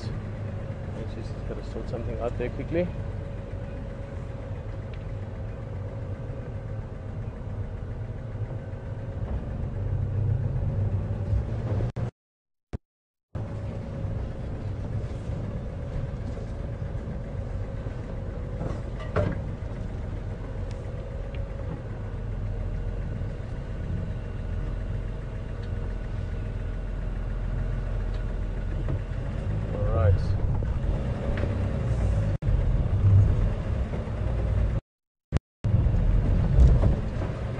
Okay guys, we've got HT here behind us now. As I said, it's very, very thick stuff. How's it going? Guys, it's very tricky to get in there, but once you get there, it's great. So I'll put it guys a bit too close to, and then I'll pull out. Right.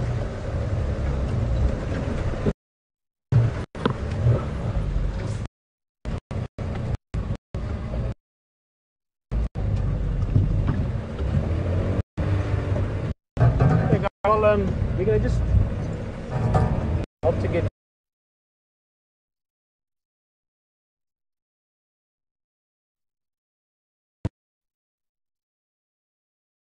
follow in. You're going to go to this vehicle and enjoy the leopard. I'm going to go in a little bit and then I'm going to leave you to it. I'm going to go back and look around some more. But let's first get back to this cat.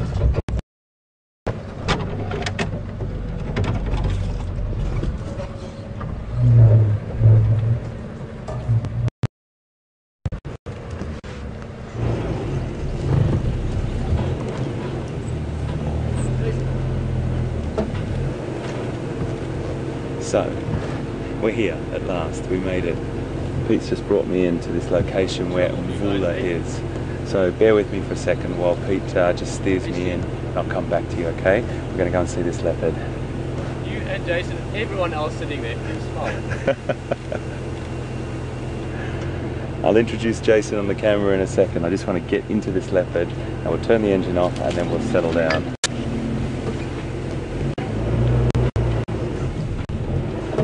Brian?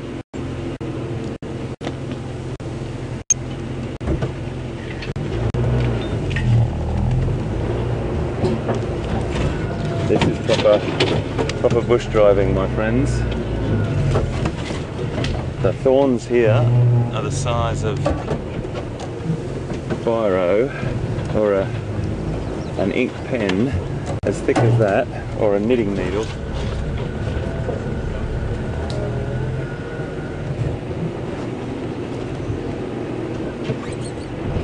And you've got to be very careful.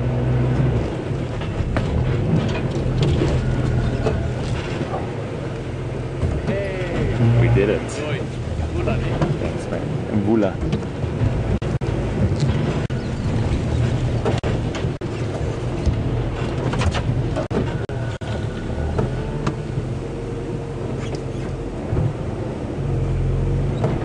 Is that a good shot for you, Jays?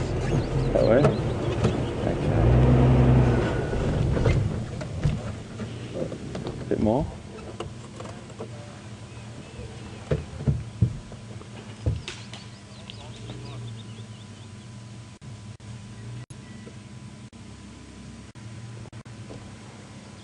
So at the moment, folks, we're looking at Mvula.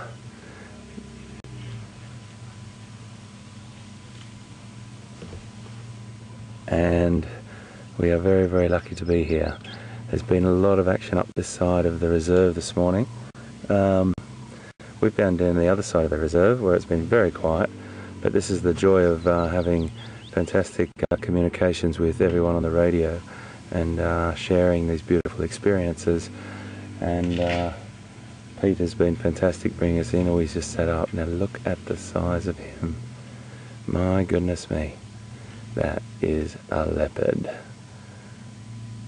He is a big male. He's about 9 to 10 years old, estimation of his age. His name is Mvula. Just sit with that for a second. That is the most magnificent thing. Oh my goodness. Oh, look at that face. What a cat. What a cat, everyone.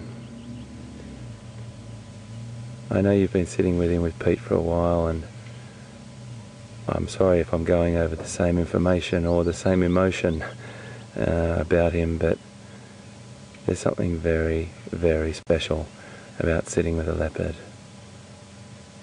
Look at the size of him. Bit of an estimation, 90 to 95 kilograms. I'm going to have to convert that into pounds for you. You have to bear with me in a second. I'll come to that. Bit of mathematics involved here. Oh, he's gone flat again. My goodness.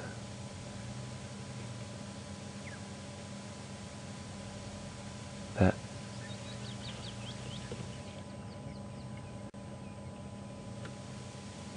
This is the sort of thing you can sit with for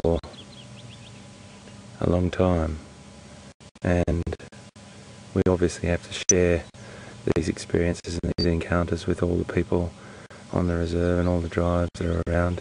There's several other lodges that come and traverse the area we're in, so that's one of the fantastic things about sharing these encounters with like-minded individuals. That all the guides on these reserves are fantastic fellas and just super people, and we share this between everyone because everyone wants to see this fantastic big cat.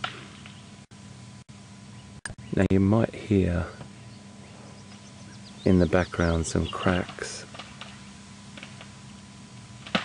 Did you hear that? Can you hear that?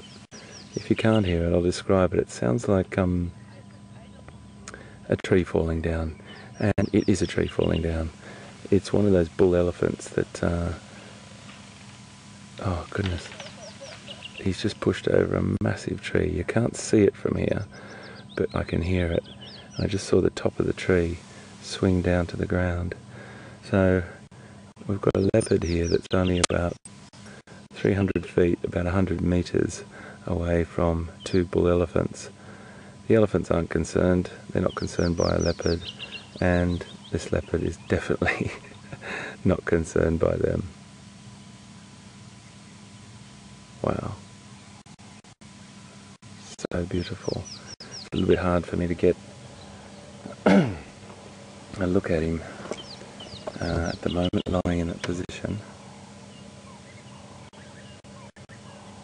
Isn't he magnificent?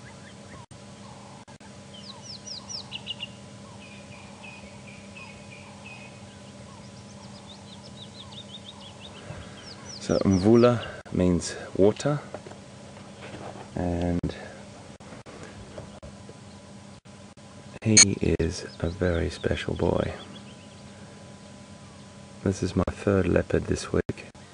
3 different individuals, 2 sightings of quarantine, the male on the other side, 1 sighting of his mum Karula, and we stayed with her for quite some time, and now a beautiful encounter with Mvula, a big 90 to 95 kilogram estimation of his body weight. And yes folks, that's the same weight as me. Not necessarily pure muscle on my side, but I think that it gives you a little bit of an idea of a average sort of 5'11", 5'11" and a half. Sometimes I say 6 foot, but anyway, it's probably 5'11" and a half, and that's roughly my body weight. So it just gives you a bit of an idea of the weight of this animal. And remember, muscle weighs more than fat, and I'm pretty sure that majority of his body is muscle.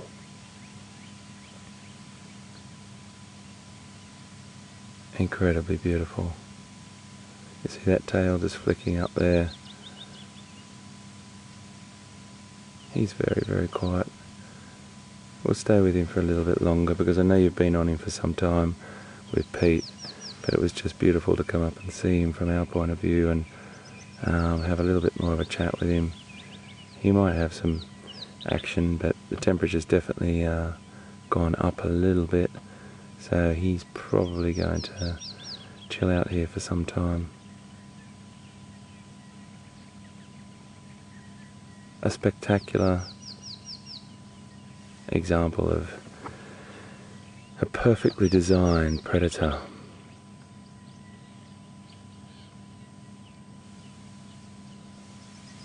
And I know that it, you've probably heard it many times before, but this is I'd have to say the most successful, still to this day, the most successful big cat in Africa. So versatile, so adaptive and creative as well. I like to think of predators as having to use their creative minds to get through situations, particularly if it's, when I say creative, I mean that it's more an adaptation sort of to the environment. If times are really, really tough, he will have the ability to feed off small mammals and lizards and even insects like crickets and things like that, whatever is available. Whereas most of the other cats won't do that. But then he can hunt something as big as, I've seen a leopard bring down a giraffe, a young one, but and not a baby, probably a 1.5, 2-year-old giraffe. But then again, if you think you've got 90 kilograms hanging off your neck, there's a good chance that you will go to ground. They're an incredibly successful stealth. Stealth is their trait, an incredible ability to hunt with stealth, and what a successful cat they are.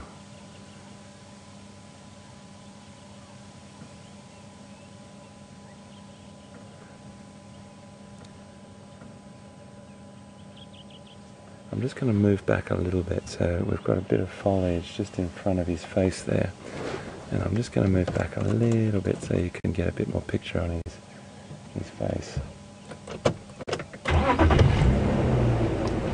Ever so slightly. If you zoom back in, Jace, if you zoom back in, I'll just move back a little bit. I think it's only a fraction of it. That's probably enough. Just have a look there. You can zoom in there, and just have a look through that little tiny gap that I've just created for you there.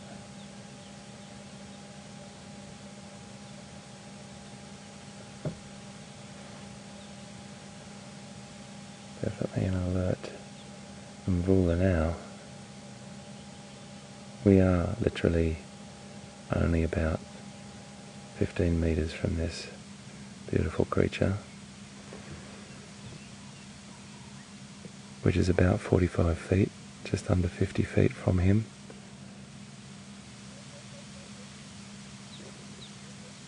You can see the power in those shoulders and neck. It's really prominent in the males. The females are also very powerful, of course, but it's just this big front end of the cat that is really obvious in these big males.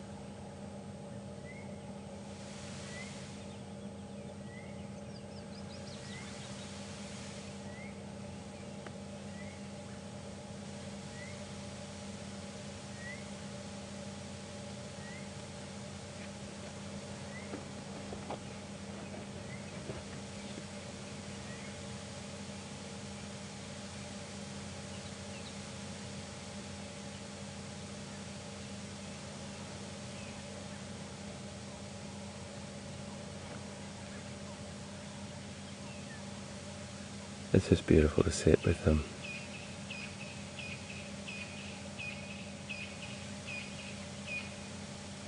In old times, many moons ago, they were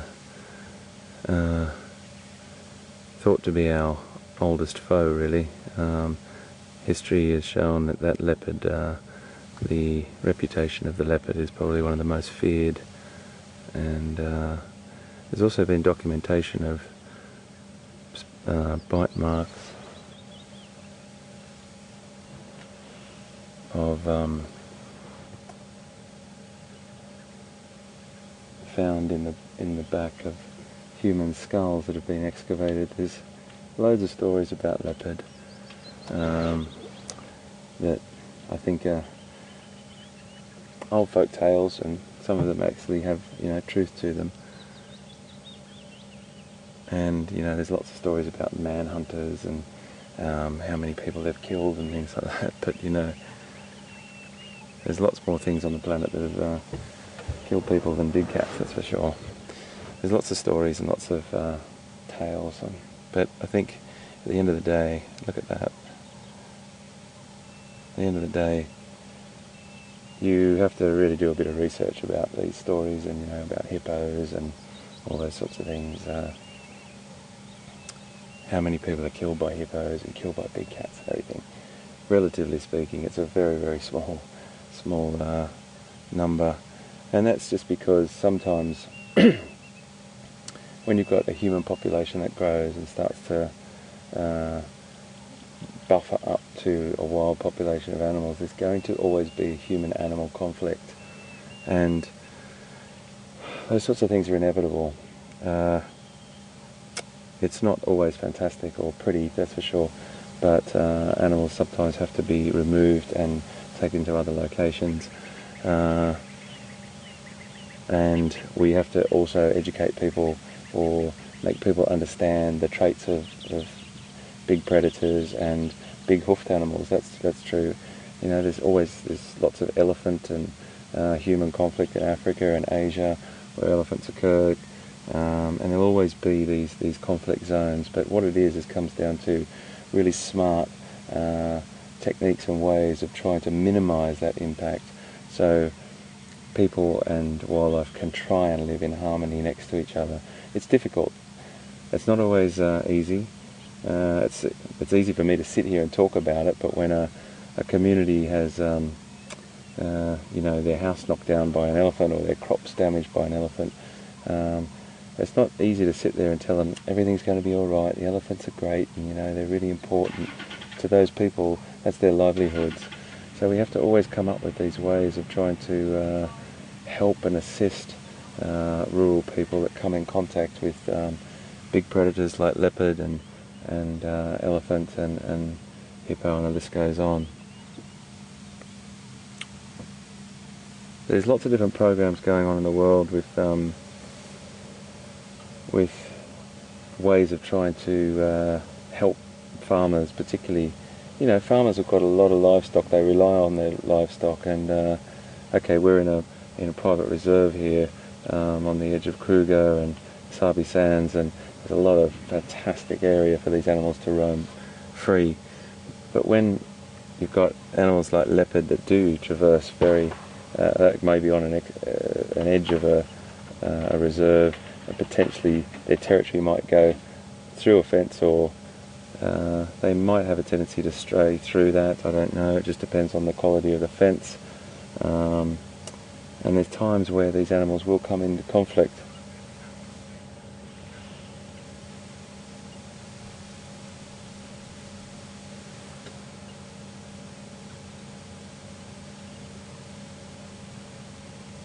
Absolutely beautiful cat.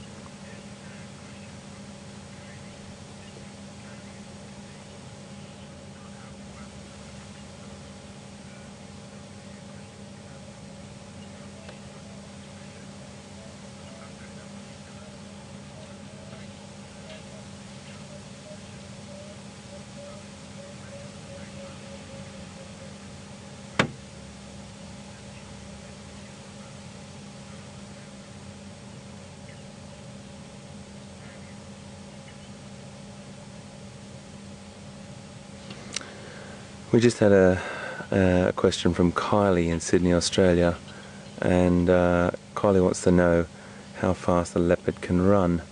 Well, it's a really tricky one, Kylie, because it's not that measurable compared to a cat like a cheetah, which we have had lots of science on, and we can sort of in an controlled environment measure that. But with a leopard, it's very, very different. They're an ambush predator, so they use their sense and their ability of stalking within a very short distance of their prey, and then their acceleration is incredible, that's for sure.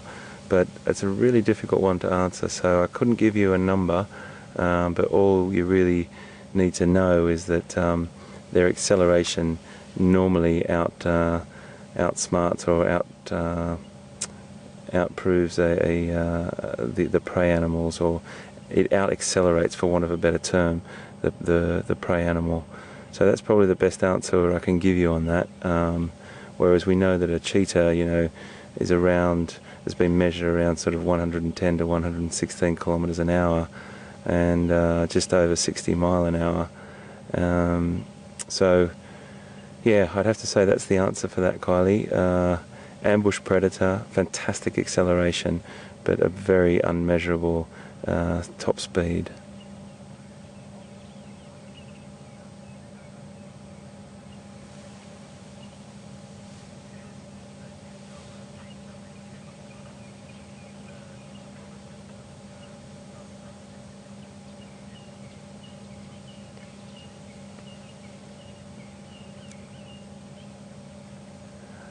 I'd like you to send us a couple of tweets or emails if you can now, and let us know what you would like to do. And that's what we would normally ask a group of people with our safaris. We would sit we'd sit here and we'd say to everyone, how do you feel? Would you like to just sit with this cat for a while? Or would you like to move on? And I'd love to know what everyone thinks. If you can send us some tweets or some emails now, because personally I'd love to sit here and just be with him for a while. Even though he's a flat cat, he could get up at any second and move, and that would give us an opportunity to see his full size and admire him a little bit more. But if you can send us some tweets or some emails now, and then the control room can contact me and let me know what you'd like to do, and I'll just sit and wait to hear from you.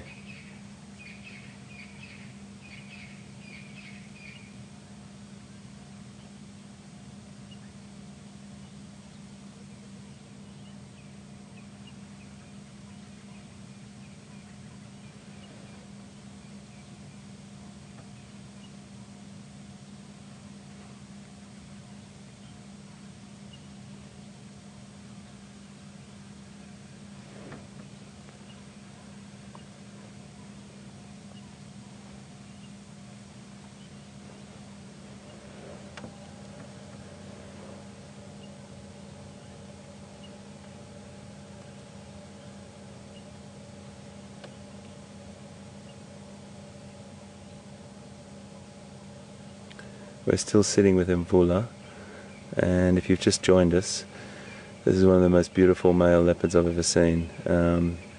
He's about 9 or 10 years old, as I just said a minute ago, but just to know that we're sitting with him just to see if he gets a little bit more active. He doesn't look like it at the moment, but he raises his head a little bit now and again, just to look around. Oh, he's just turned his face around to us, which is beautiful.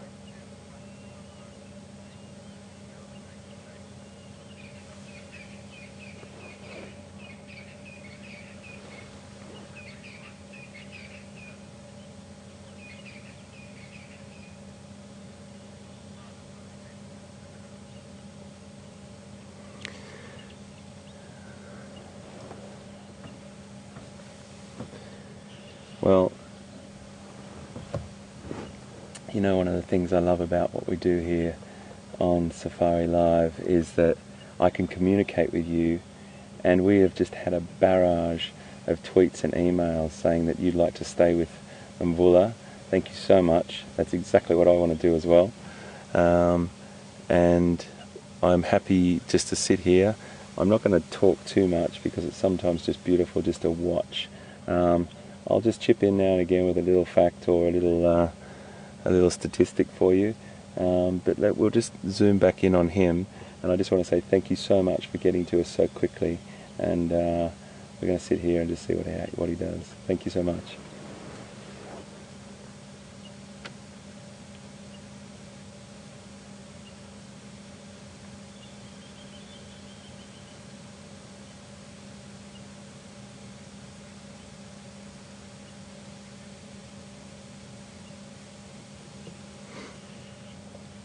So the leopard I saw, my first leopard on this reserve last weekend, which was a huge thrill for me.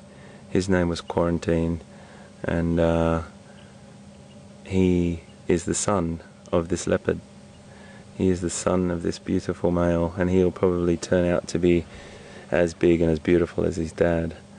This leopard Mvule right in front of us now mates with Karula, who is the mum of the mother of Quarantine as well, and Shadow. I haven't seen Shadow yet, so that's a quest for me over the next few weeks, is to see her. And I'm constantly learning about these leopard. They're all new to me, and many of you have been extremely helpful with messages about these leopards, so thank you very much for that as well. But I have to say, they are just one of my favourite animals on the planet.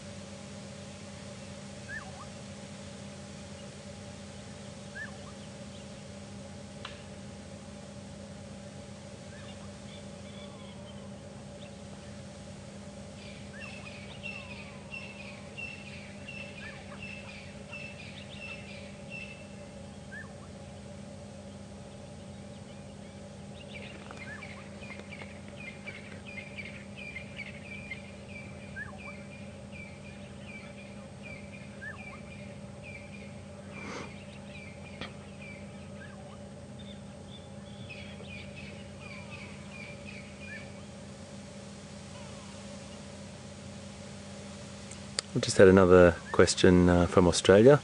Thanks guys, it's really nice to hear some people listening from down under there. We've got a question from Tracy in Victoria, and Tracy, you're asking, what do leopards do when it gets hot? Well,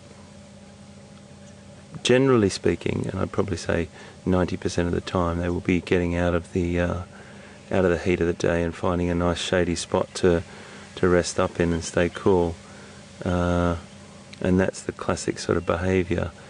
I have been in some parts of Africa where I've seen leopard hunting in the midday sun, but whether that, and that was only, I sort of drove upon that leopard hunting, so I'm not sure whether he was hunting and he walked onto he was actually definitely hunting himself for the need of hunger, or whether the opportunity presented itself and he was actually in the shade when it happened. So what I mean by that is when I got to him, he was walking and stalking some impala, but I arrived on that, so I can't tell you whether he was definitely hunting outwardly in the sun, or he'd just been disturbed by, or pricked up his ears and saw this opportunity arise when these impala were walking onto him in his shady spot where he might have been. So generally speaking, Tracy, to answer your question, they would rest up in the heat of the day.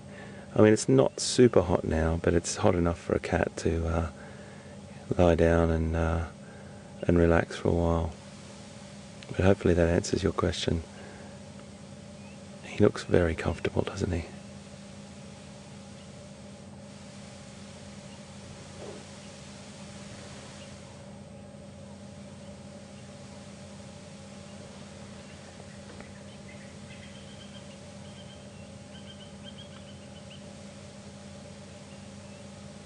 Leopard ranges really, they vary a lot. They can be as small as 9 square kilometres.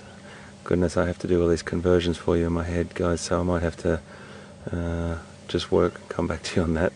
But maybe if you are sitting watching online, you could do a conversion for me. As small as 9 square kilometres, or 9 to 10 square kilometres, and up to about 63 to 65 square kilometres. But the defended core areas of their territory are much smaller.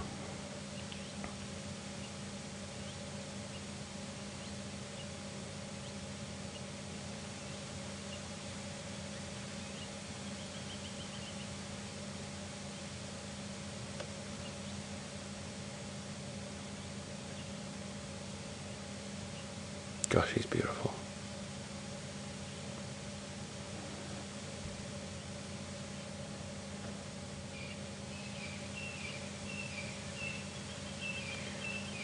This leopard might put his head up in a minute, and Vula might raise his head and look around behind him, because we've got a couple of bull elephants just moving around us at the moment.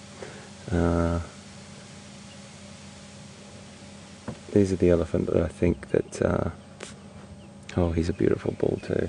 When he gets into vision, I'll ask Jason to swing around and have a little bit of a look at him. He's only about probably less than 100 metres, so probably about 80 metres from Mvula, and which is about 240 feet. When I give these estimations, excuse me folks, give these estimations on the distances, please know that I'm just sort of multiplying feet by metres. 1 metre is approximately 3 feet. So if I do that, just know that they're rough estimations. So he's about 240 feet, about 80 metres away from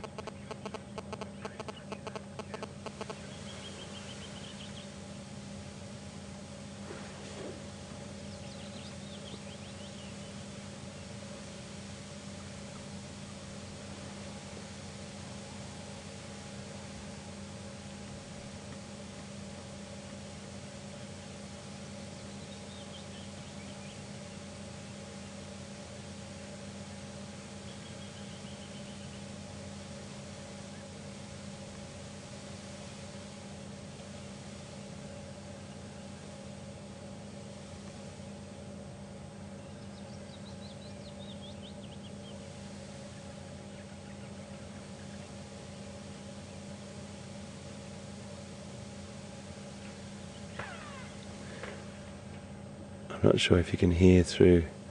Oh, look at that. He just got irritated by a fly.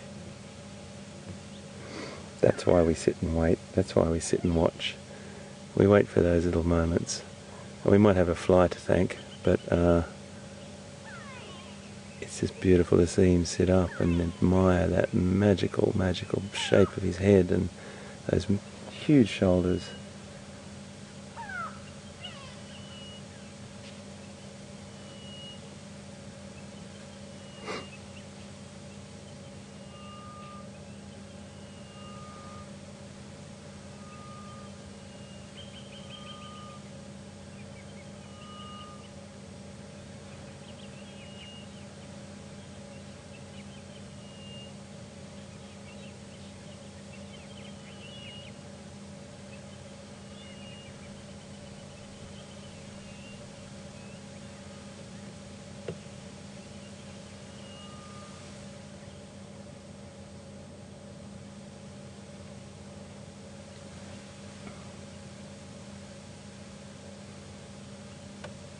Oh, isn't he great?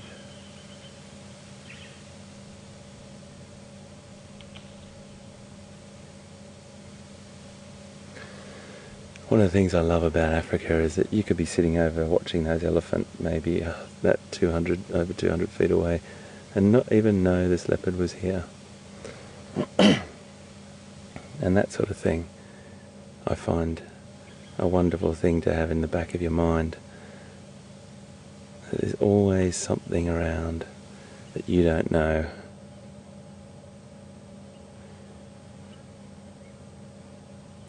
Just grooming himself there. Probably see a lot of similarities with your house cat.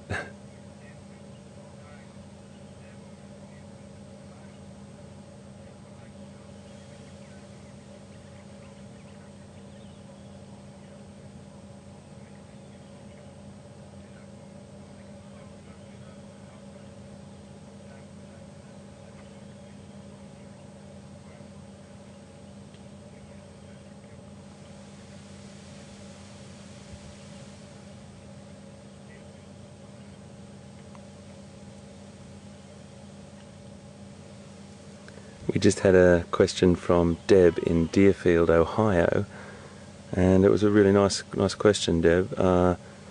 Do leopard territories cross over? Well, to some extent they do. There's a sort of, towards the edges there's a soft or a buffer zone, a soft zone, where they would potentially cross over a little bit. But as I sort of mentioned before, those central areas, or it's not necessarily just the centre, but there will be a much stronger defended area of that core territory.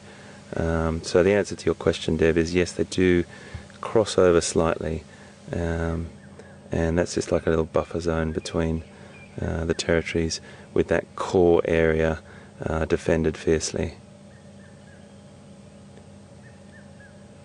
I was just mentioning, if any of you have got cats out there, domestic cats, you'll probably see a lot of traits with big cats and your own cats. That beautiful, a lot of time spent grooming and looking after themselves.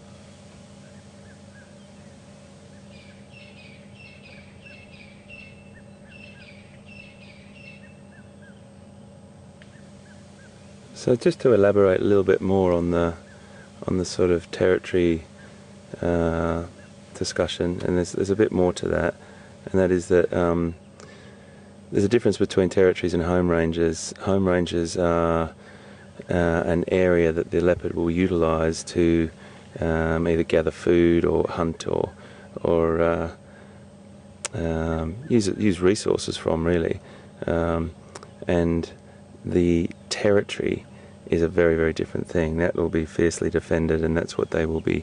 That's their breeding territory. But the home range will be more of an area that they will go out into to utilise the bush's resource of food, etc. So a bit of a difference between that, and that core area in that territory will be fiercely defended, particularly when they've got cubs. He's having a right old clean there.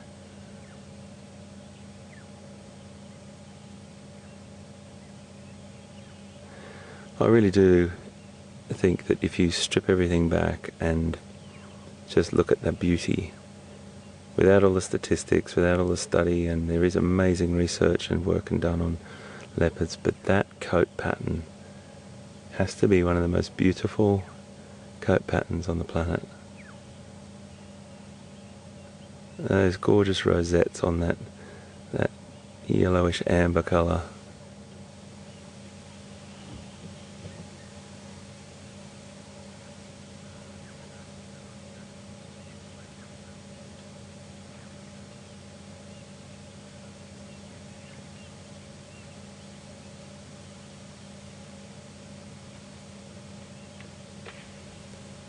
He's just having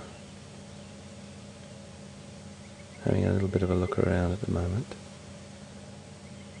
He's got elephant to the left and elephant to his right, as have we. He looks like he's potentially going to get up or move. Goodness me, look at the thickness of that neck.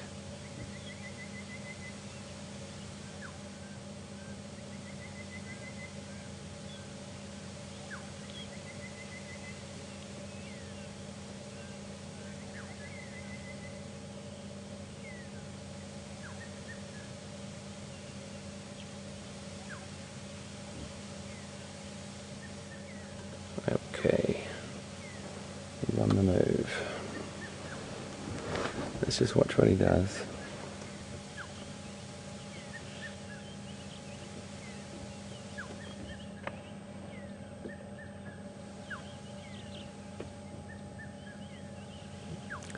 Now I'm going to have to start the vehicle in a second and turn around and try and follow him. Oh, no, I'm not. No, I'm not. He has just decided to go into a better spot. I'm just going to move the vehicle back a little bit so you can see him a bit better.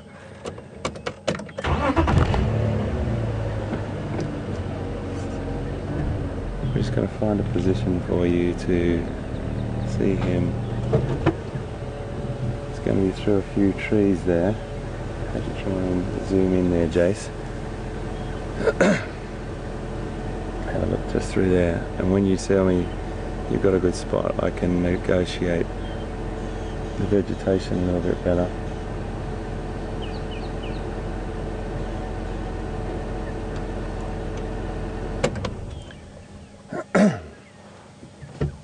You know what, folks? I think I'm going to make an executive decision here, and I think we have a flat cat for quite a considerable amount of time now, and I think we're going to leave Mvula and let him rest in peace. Not that we've disturbed him, I don't think. He certainly hasn't showed any signs of abnormal behaviour, that's for sure. So I think we're going to let him be, because I'm pretty sure that he's going to be in that position for quite some time. And we've got about 39 minutes to go with you, so I really want to go out and see what else we can find in the last 30-40 minutes. And I think we'll leave him be. We've had an absolutely beautiful experience with him, and Pete as well earlier. I think we've been really privileged to be with this magnificent animal, and I am just so excited. I've seen my third leopard in a week. Third leopard in a week. This place is amazing.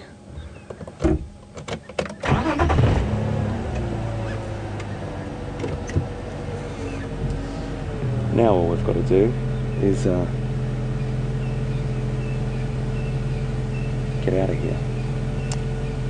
So I might just come back out on this road and cruise on down that way and see what we can find. A little bit of negotiation getting out of here, my friends. I've also got elephant around me, so I have to be a little respectful there.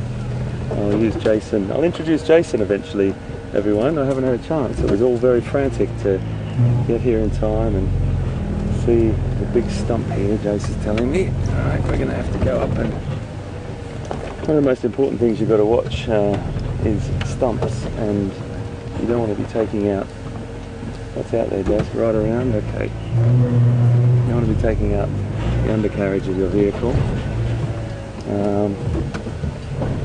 It is very tight where we are here. I go back, Jace. Just wind the bumps, everyone. And then we're going to just negotiate through here. We're really lucky in Savi Sands not to have a load of big rocks, that's for sure. It's very sandy here.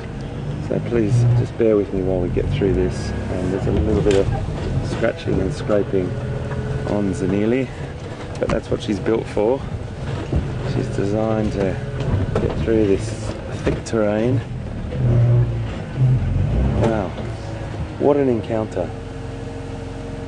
That was just beautiful. I mean, we love to see leopard hunting, we love to see them walking, we love to see them moving, but just to sit with him and watch him groom himself, sit up, just move and see the sheer magnificence of that animal. Oh, that's worth its weight in gold. Right, watch your head, Jace. You, everyone on the truck, watch your heads as well. Some very sharp thorns on that. Watch my aerial too, please. Thank you. Wow, that was great. That was great. So we really looked down the other side of the reserve for leopard this morning as well. Ooh, this is tricky. This is tricky. Watch your head, mate.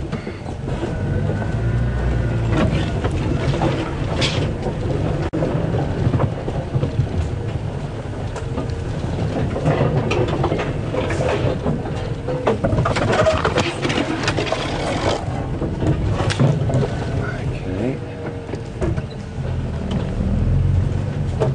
We're getting there. We're getting there. Right, I can see a road. Fantastic. Whew. That was amazing. Absolutely amazing. So I'm sure you feel as privileged as I do. Thank you. I can't tell you how much I thank you for tweeting and emailing us to give me your sort of opinion on what you wanted to do. Because that's exactly what we would do on a safari. We would sit with a big cat or an elephant herd or something like that for as long as our guests want to. You are what we're here for. This is what it's about, and for you to be able to communicate with that, with me on that subject, is just the most fantastic thing. This is just absolutely fantastic. I get so excited about it because sometimes you're second guessing and you're going, oh, should we move on, or what do you want to do? But you guys have just been brilliant. Right, so at this point I think it's very fitting that I introduce my dear friend Jason on camera here, and he's jumped in the vehicle, and Jason is doing exactly the same thing as what Alex was doing yesterday. He's working with us and relieving the cameraman to have a break, and is going to be jumping in. He's a great guy, very, very knowledgeable in his trees as well, so he helps me out loads with that.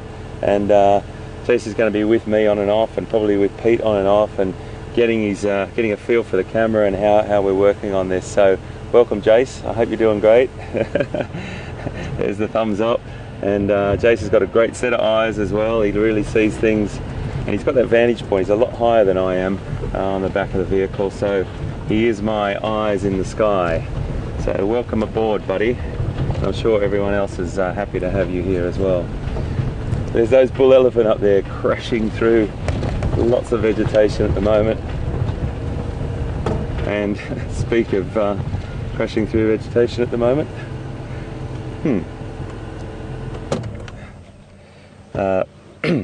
There's something in the middle of the road.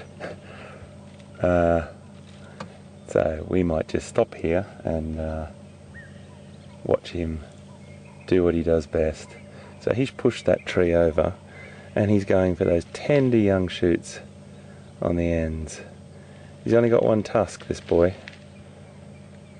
He probably broke it off in a fight, or breaking a tree down or something, but more than likely a fight or a battle of some description.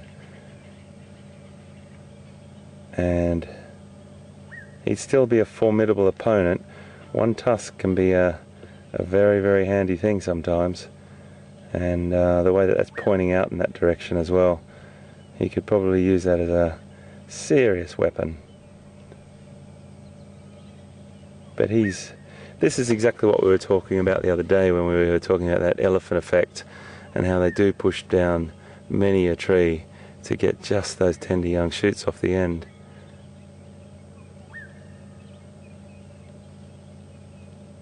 We could be here for some time, my friends. He's definitely settled in. but that's no problem at all. Isn't he beautiful? Beautiful ears. And you saw that baby with Pete yesterday. You probably noticed, many of you would have noticed the very hairy when they're born, little elephant. And as time goes on, that hair becomes less prominent and less visual, but that hair on the end of that tail, you'll see, Chase will just tilt down a little bit and see just hanging between his back legs there, that's his tail, and there's some very, very coarse hair on that swinging along, and they'll use it to swat flies off his back end, but also there'll be a lot of posturing, and that tail will be used to when they show different behaviours and different levels of aggression towards each other, or towards a human for that matter. They'll give you lots of warning signs, but at the moment we're fine.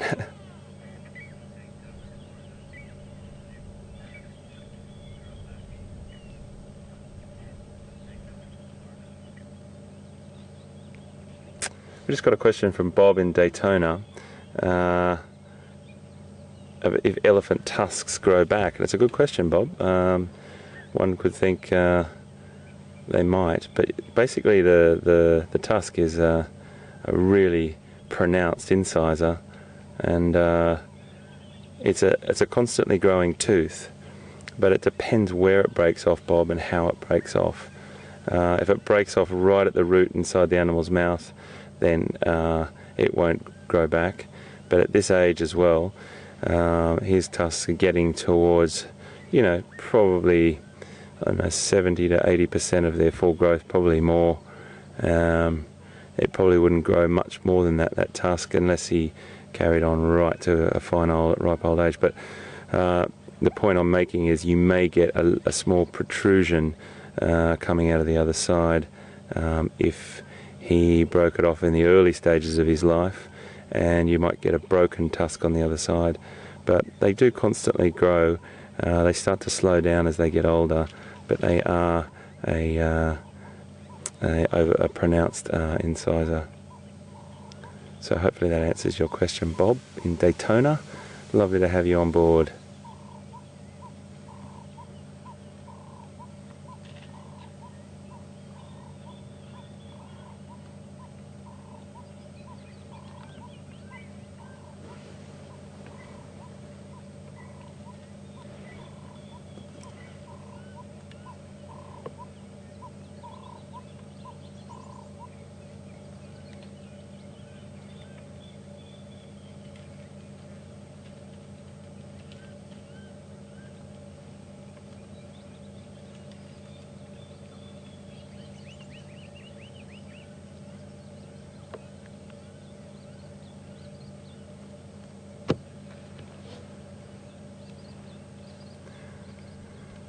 The weight of an adult bull can get up to 3,500 kilograms.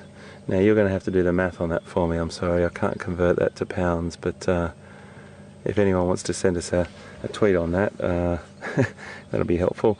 I can't convert that in my brain at the moment, but 3,500 kilograms for a adult male. Oh, sorry, an adult female, that is, sorry. And a male is about double that, up to probably about over 6,000 kilograms. So they're extraordinary creatures, absolutely extraordinary. The females are definitely noticeably different in size, and when you see a male trailing a herd, if a female is in season or in estrus,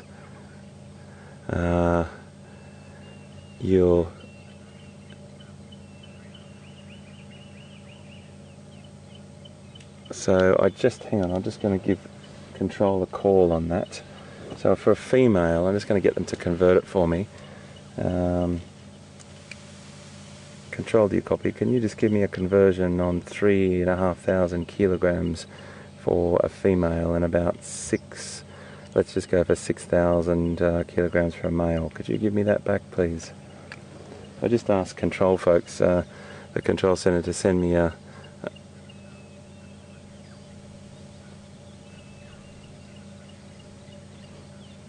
So 7,716 pounds. That's very accurate for an adult female, up to, that's saying it's not all of the animals.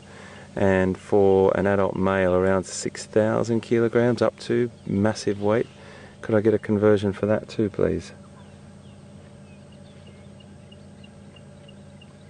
Look at him. Isn't he magic? About 6,000 kilograms for an adult bull. That's a really, really big bull though.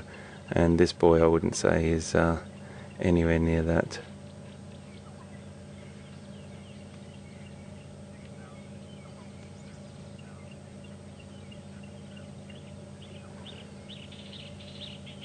So around 13,000 pounds or just over for an adult male at full size. Okay, so I'm just talking to you about maximums. Look at him as he walks off there, those massive shoulders.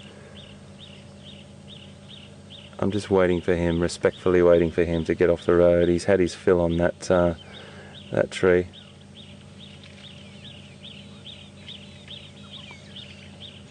So in tons, that's probably a better conversion. Thank you, Control. They've given me 6.6 tons is 6,000 kilograms. So that's a great way to think about it. My goodness. I'm not sure how many small cars that is, but wow, they're magnificent. We're just going to tootle on up here and have a little bit of a look at what he's been feeding on and how they just break those or grind those branches off. We noticed that he was putting it in his mouth rather than stripping the foliage off. Just want to be gentle with him here because he's still browsing there and feeding, but he's pushed this tree over.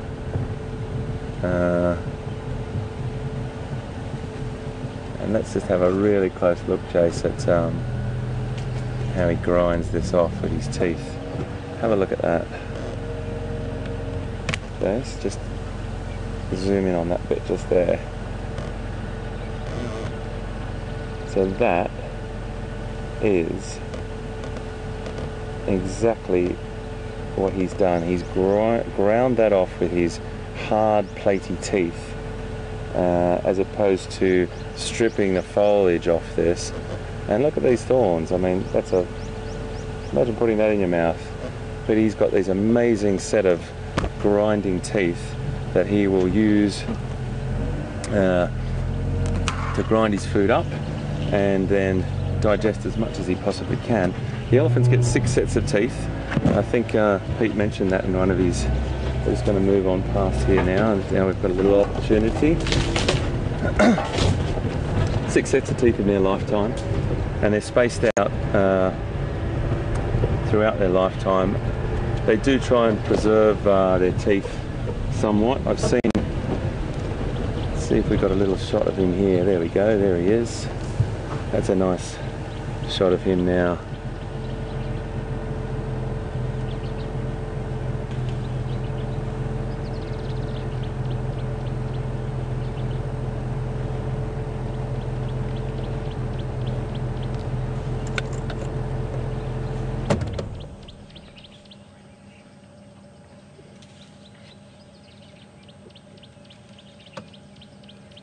So I just got a question from John in Arkansas, and John, really good observation. I'm just going to wait for him to come out. That little bird there, I need to talk about that little bird. I've been looking for you, and I just want to talk a little bit more about this elephant and get an eyeball on him again. Maybe I can move back a bit because John's question is about the temporal glands, or the little secretion out the side of his head there. If I can just move back, you might see it from here. There we go. You can just see, just behind his eye there, there's a little secretion. I'm just going to move over a little bit more. There we go. You can just see, just behind his eye there, there's a little secretion. I'm just going to move over a little bit more.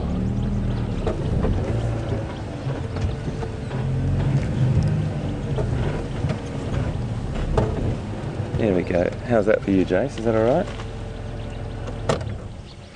A little secretion from the gland there.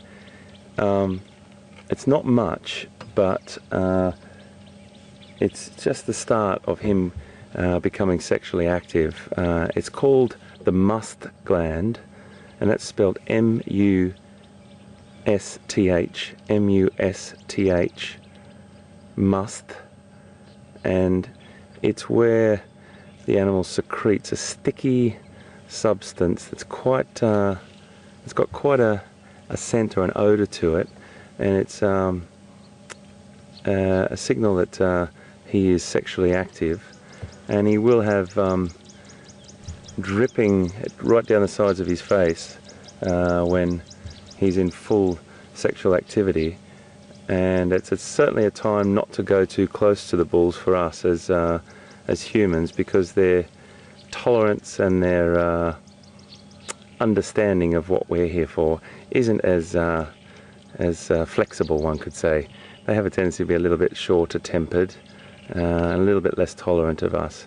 But that's called the must gland, and it's an indicator for us that he is sexually active, but he's not at the moment. He will be coming into it. It gets really wet. It looks like you actually can see it dripping in full sexual activity.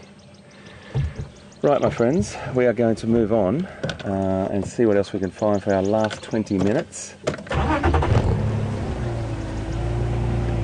Just passing another vehicle up here. So I'm just going to move on and let them be.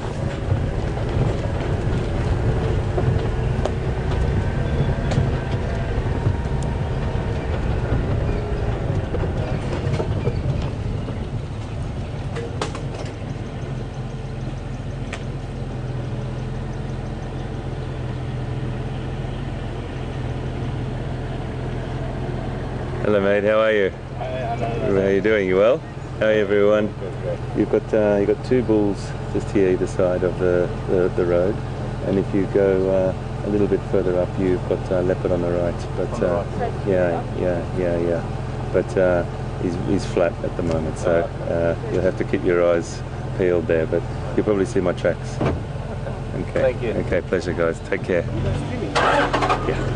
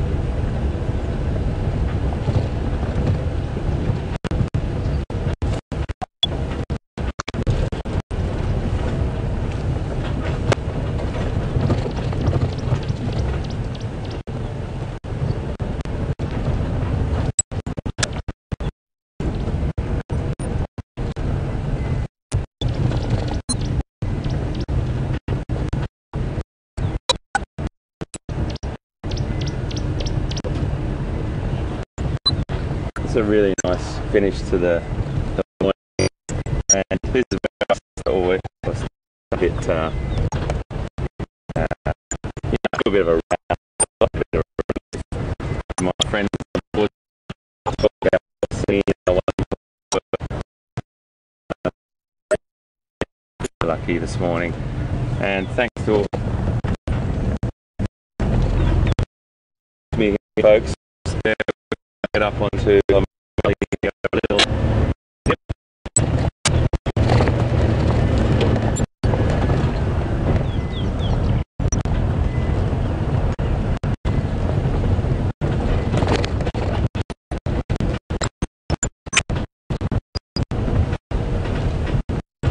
Hopefully you've still got us. We're down on a little pressure, a bit lower than now. Our to repeat towers.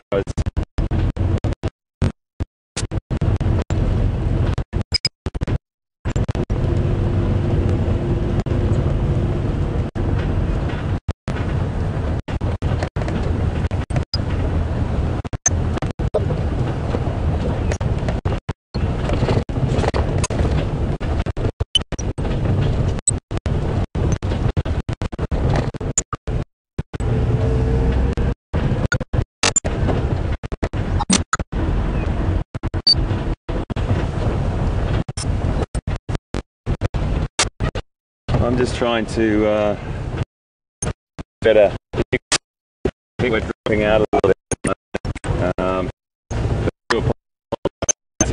Well, it's going to happen with a situation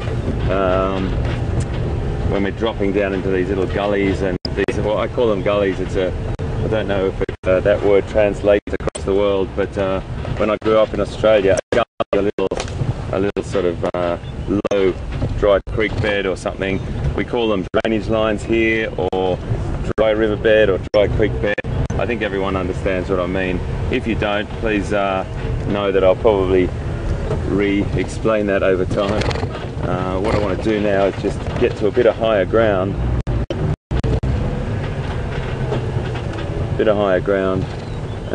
If I can.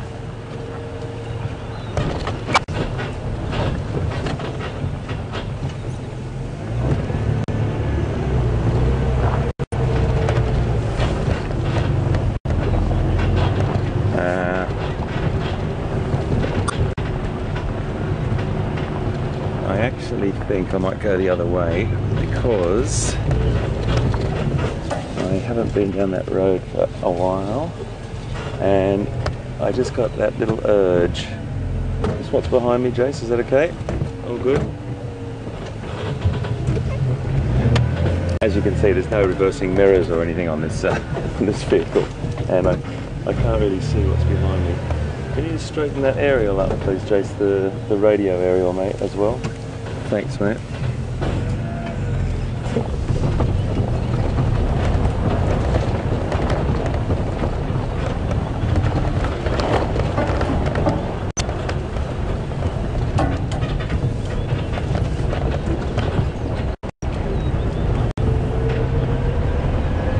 I hope you're still with me. As I said, if it broke up before, I do apologise. It's just inevitable when we go down to the little dips here. We try to get to high ground as quickly as we possibly can, and we really appreciate you staying with us, and these little glitches that occur.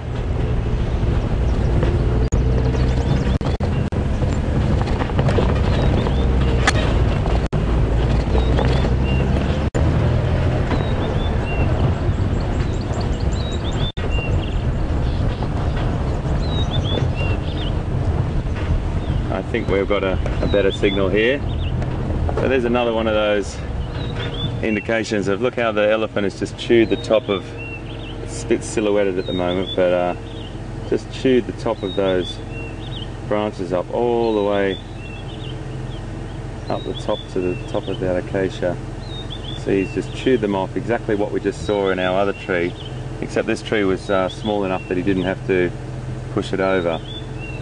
So he's just trimmed that, or pruned it, and spared the acacia's life.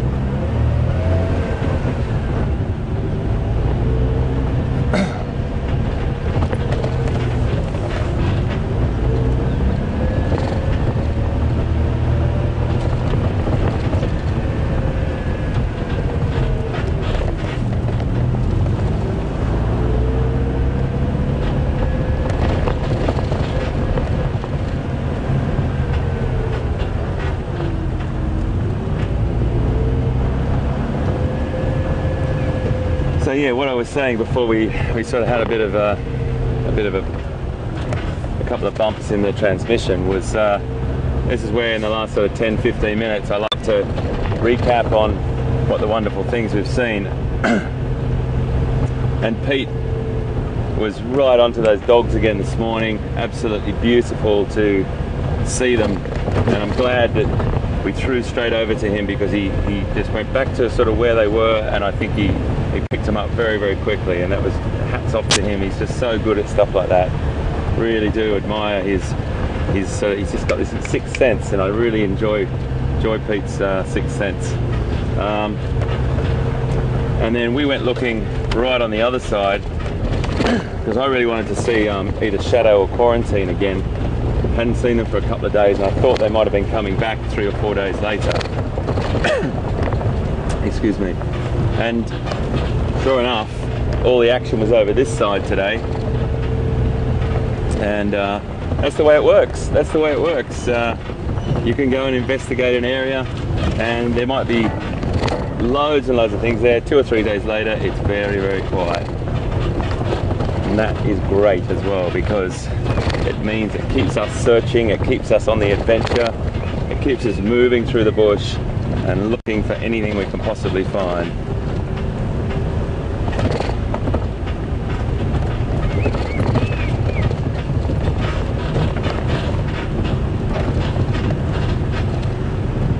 So remember, if you want to ask questions, folks, it's questions@wildearth.tv, and you can tweet us at #SafariLive. If you haven't got that information already, or if you've just joined us, please come back this afternoon on our sunset drive, which starts at, I have to look at my watch then and lose track of time sometimes out here. It starts at 4 o'clock in the afternoon, our time, and goes till 7, but all the details are on our website at wildearth.tv, and you can also find it on National Geographic's websites, and it'd be really great to have you on board with us again. I'm thinking we might head over to Arathusa this afternoon. Beautiful reserve, absolutely superb, great people over there. The guides are sensational, everyone shares, and it's what it's all about, folks. It's what it's all about. It's not a competition, it's all about giving everyone we possibly can great information and great sightings and great encounters. So we've got about 10 minutes to go, and I'm looking for a bird. I'm looking for a bird called a fork-tailed drongo that is so common, and we had a beautiful sighting when I lost you yesterday. And we had a beautiful sighting with that elephant who we were talking about musk.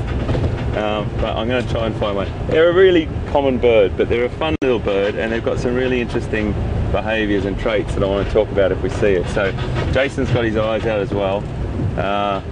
If we find a fork-tailed drongo, sometimes they sit, other times they just fly. And the other bird I'd like you to hear, which is here I go and use the word again, quintessentially African sound, or quintessential African sound, is the Cape Turtle dove, and it's just such a beautiful dove call that reminds me of Africa always. And anyone that's been to Africa or been on Safari Live for many a moon, you will know that bird's sound. Oh, Jace, which way? It's all very confusing. I came to the crossroads and I went straight ahead. I don't like going straight ahead. I like turning left or right. I think I'm going to go left. Right, that's it, I think. Right.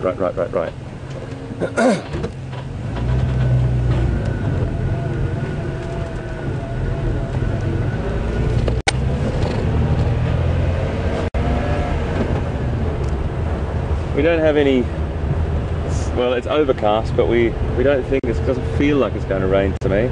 I thought it was going to break up and the cloud cover was going to burn off this morning because there was patches of blue sky. It's trying to rain, it's doing its best, but at the moment I think we're fine for today.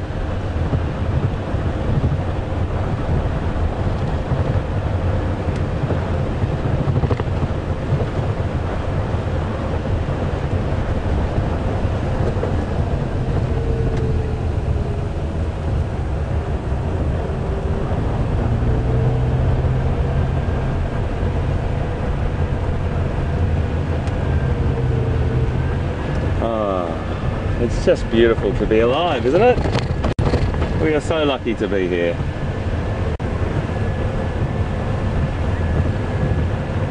How big was Mvula? Mvula was big. That was a big cat. Such a pretty cat too. So, you know, he's just got that magnificent sort of presence about him when he sat up like that. I think that's one of those things about leopards that I really love, is that presence. They've got, I'm not going to call it attitude, I think they call it style. They've just got like this amazing style about them, and this really great sort of presence when you come across them. They're not phased, they're just like so super cool. They're very beautiful creatures. So some great questions from everyone today as well down there at that sighting. We talked a bit about home ranges and territories, and home ranges being different from territories. Home range being a bigger part than their sort of core territory, and overlapping slightly, or the home range actually going into areas where they will utilise resources, or basically try and find food if it need be, have a little bit of interaction with other leopards possibly. We talked about body weight. He's approximately the same weight as me. I should be about probably 86 or 87, but I'm about 90, just over 90 at the moment. So we'll talk about that another time. We don't need to go on about that.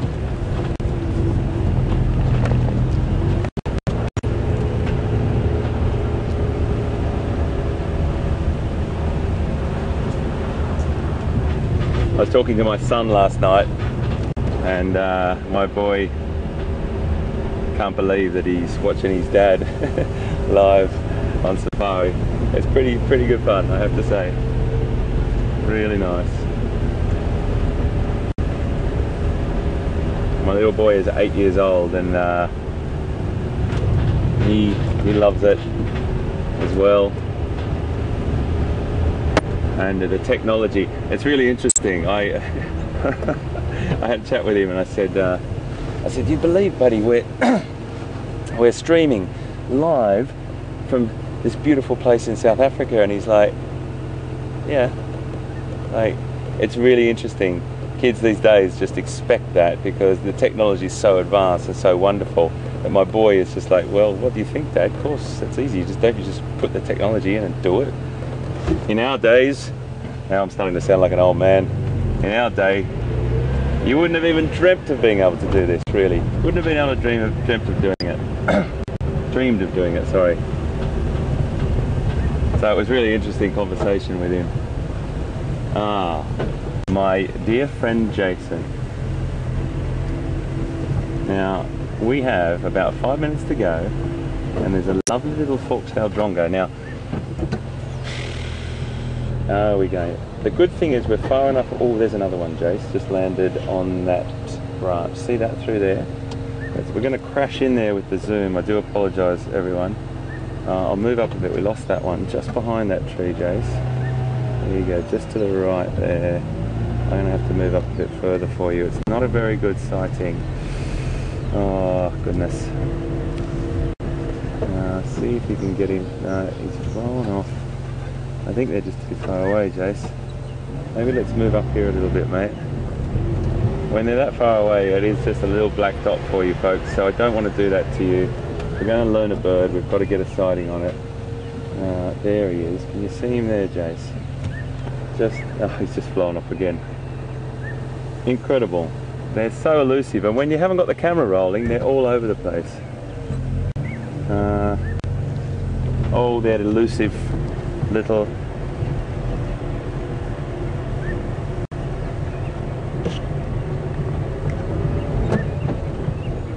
Very true. Well, he does often get called a there he goes bird, because I tell you, they just are so difficult. Oh, there he is. There he is. Well done, mate.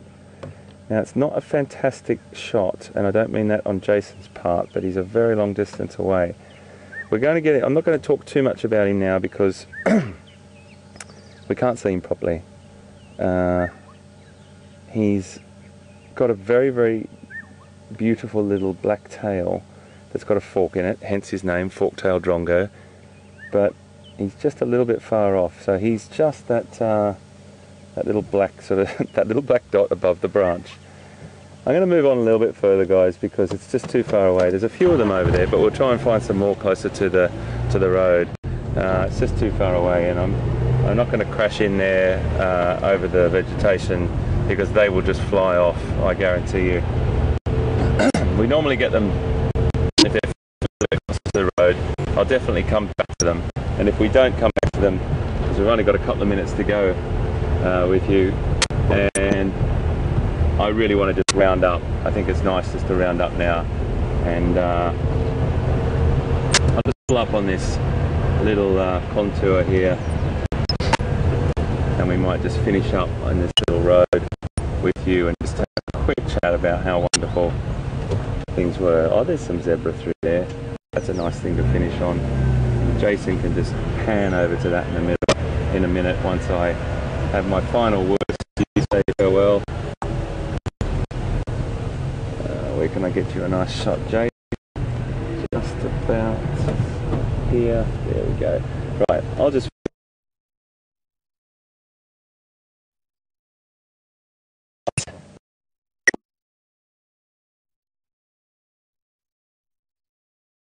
Hey folks, can you see me?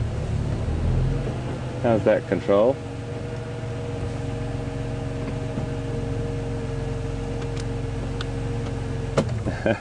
Obviously just where I pulled up. We lost signal. But anyway, ever so quickly, I just want to say to you, thank you very much for being with us. Really important you come back to us this afternoon if you want to join us on another fantastic drive. My name's HT. Peter Pretorius was fantastic with you this morning. We're going to swing to the zebra in a minute, but I just want to say to you this. Come back this afternoon, if you can, at 4 o'clock our time to 7 o'clock, and you'll have to check the website to see what time zone you're in. We're going to be back here. Have a little look at these zebra. We'll finish on that, and fantastic for having you on board today.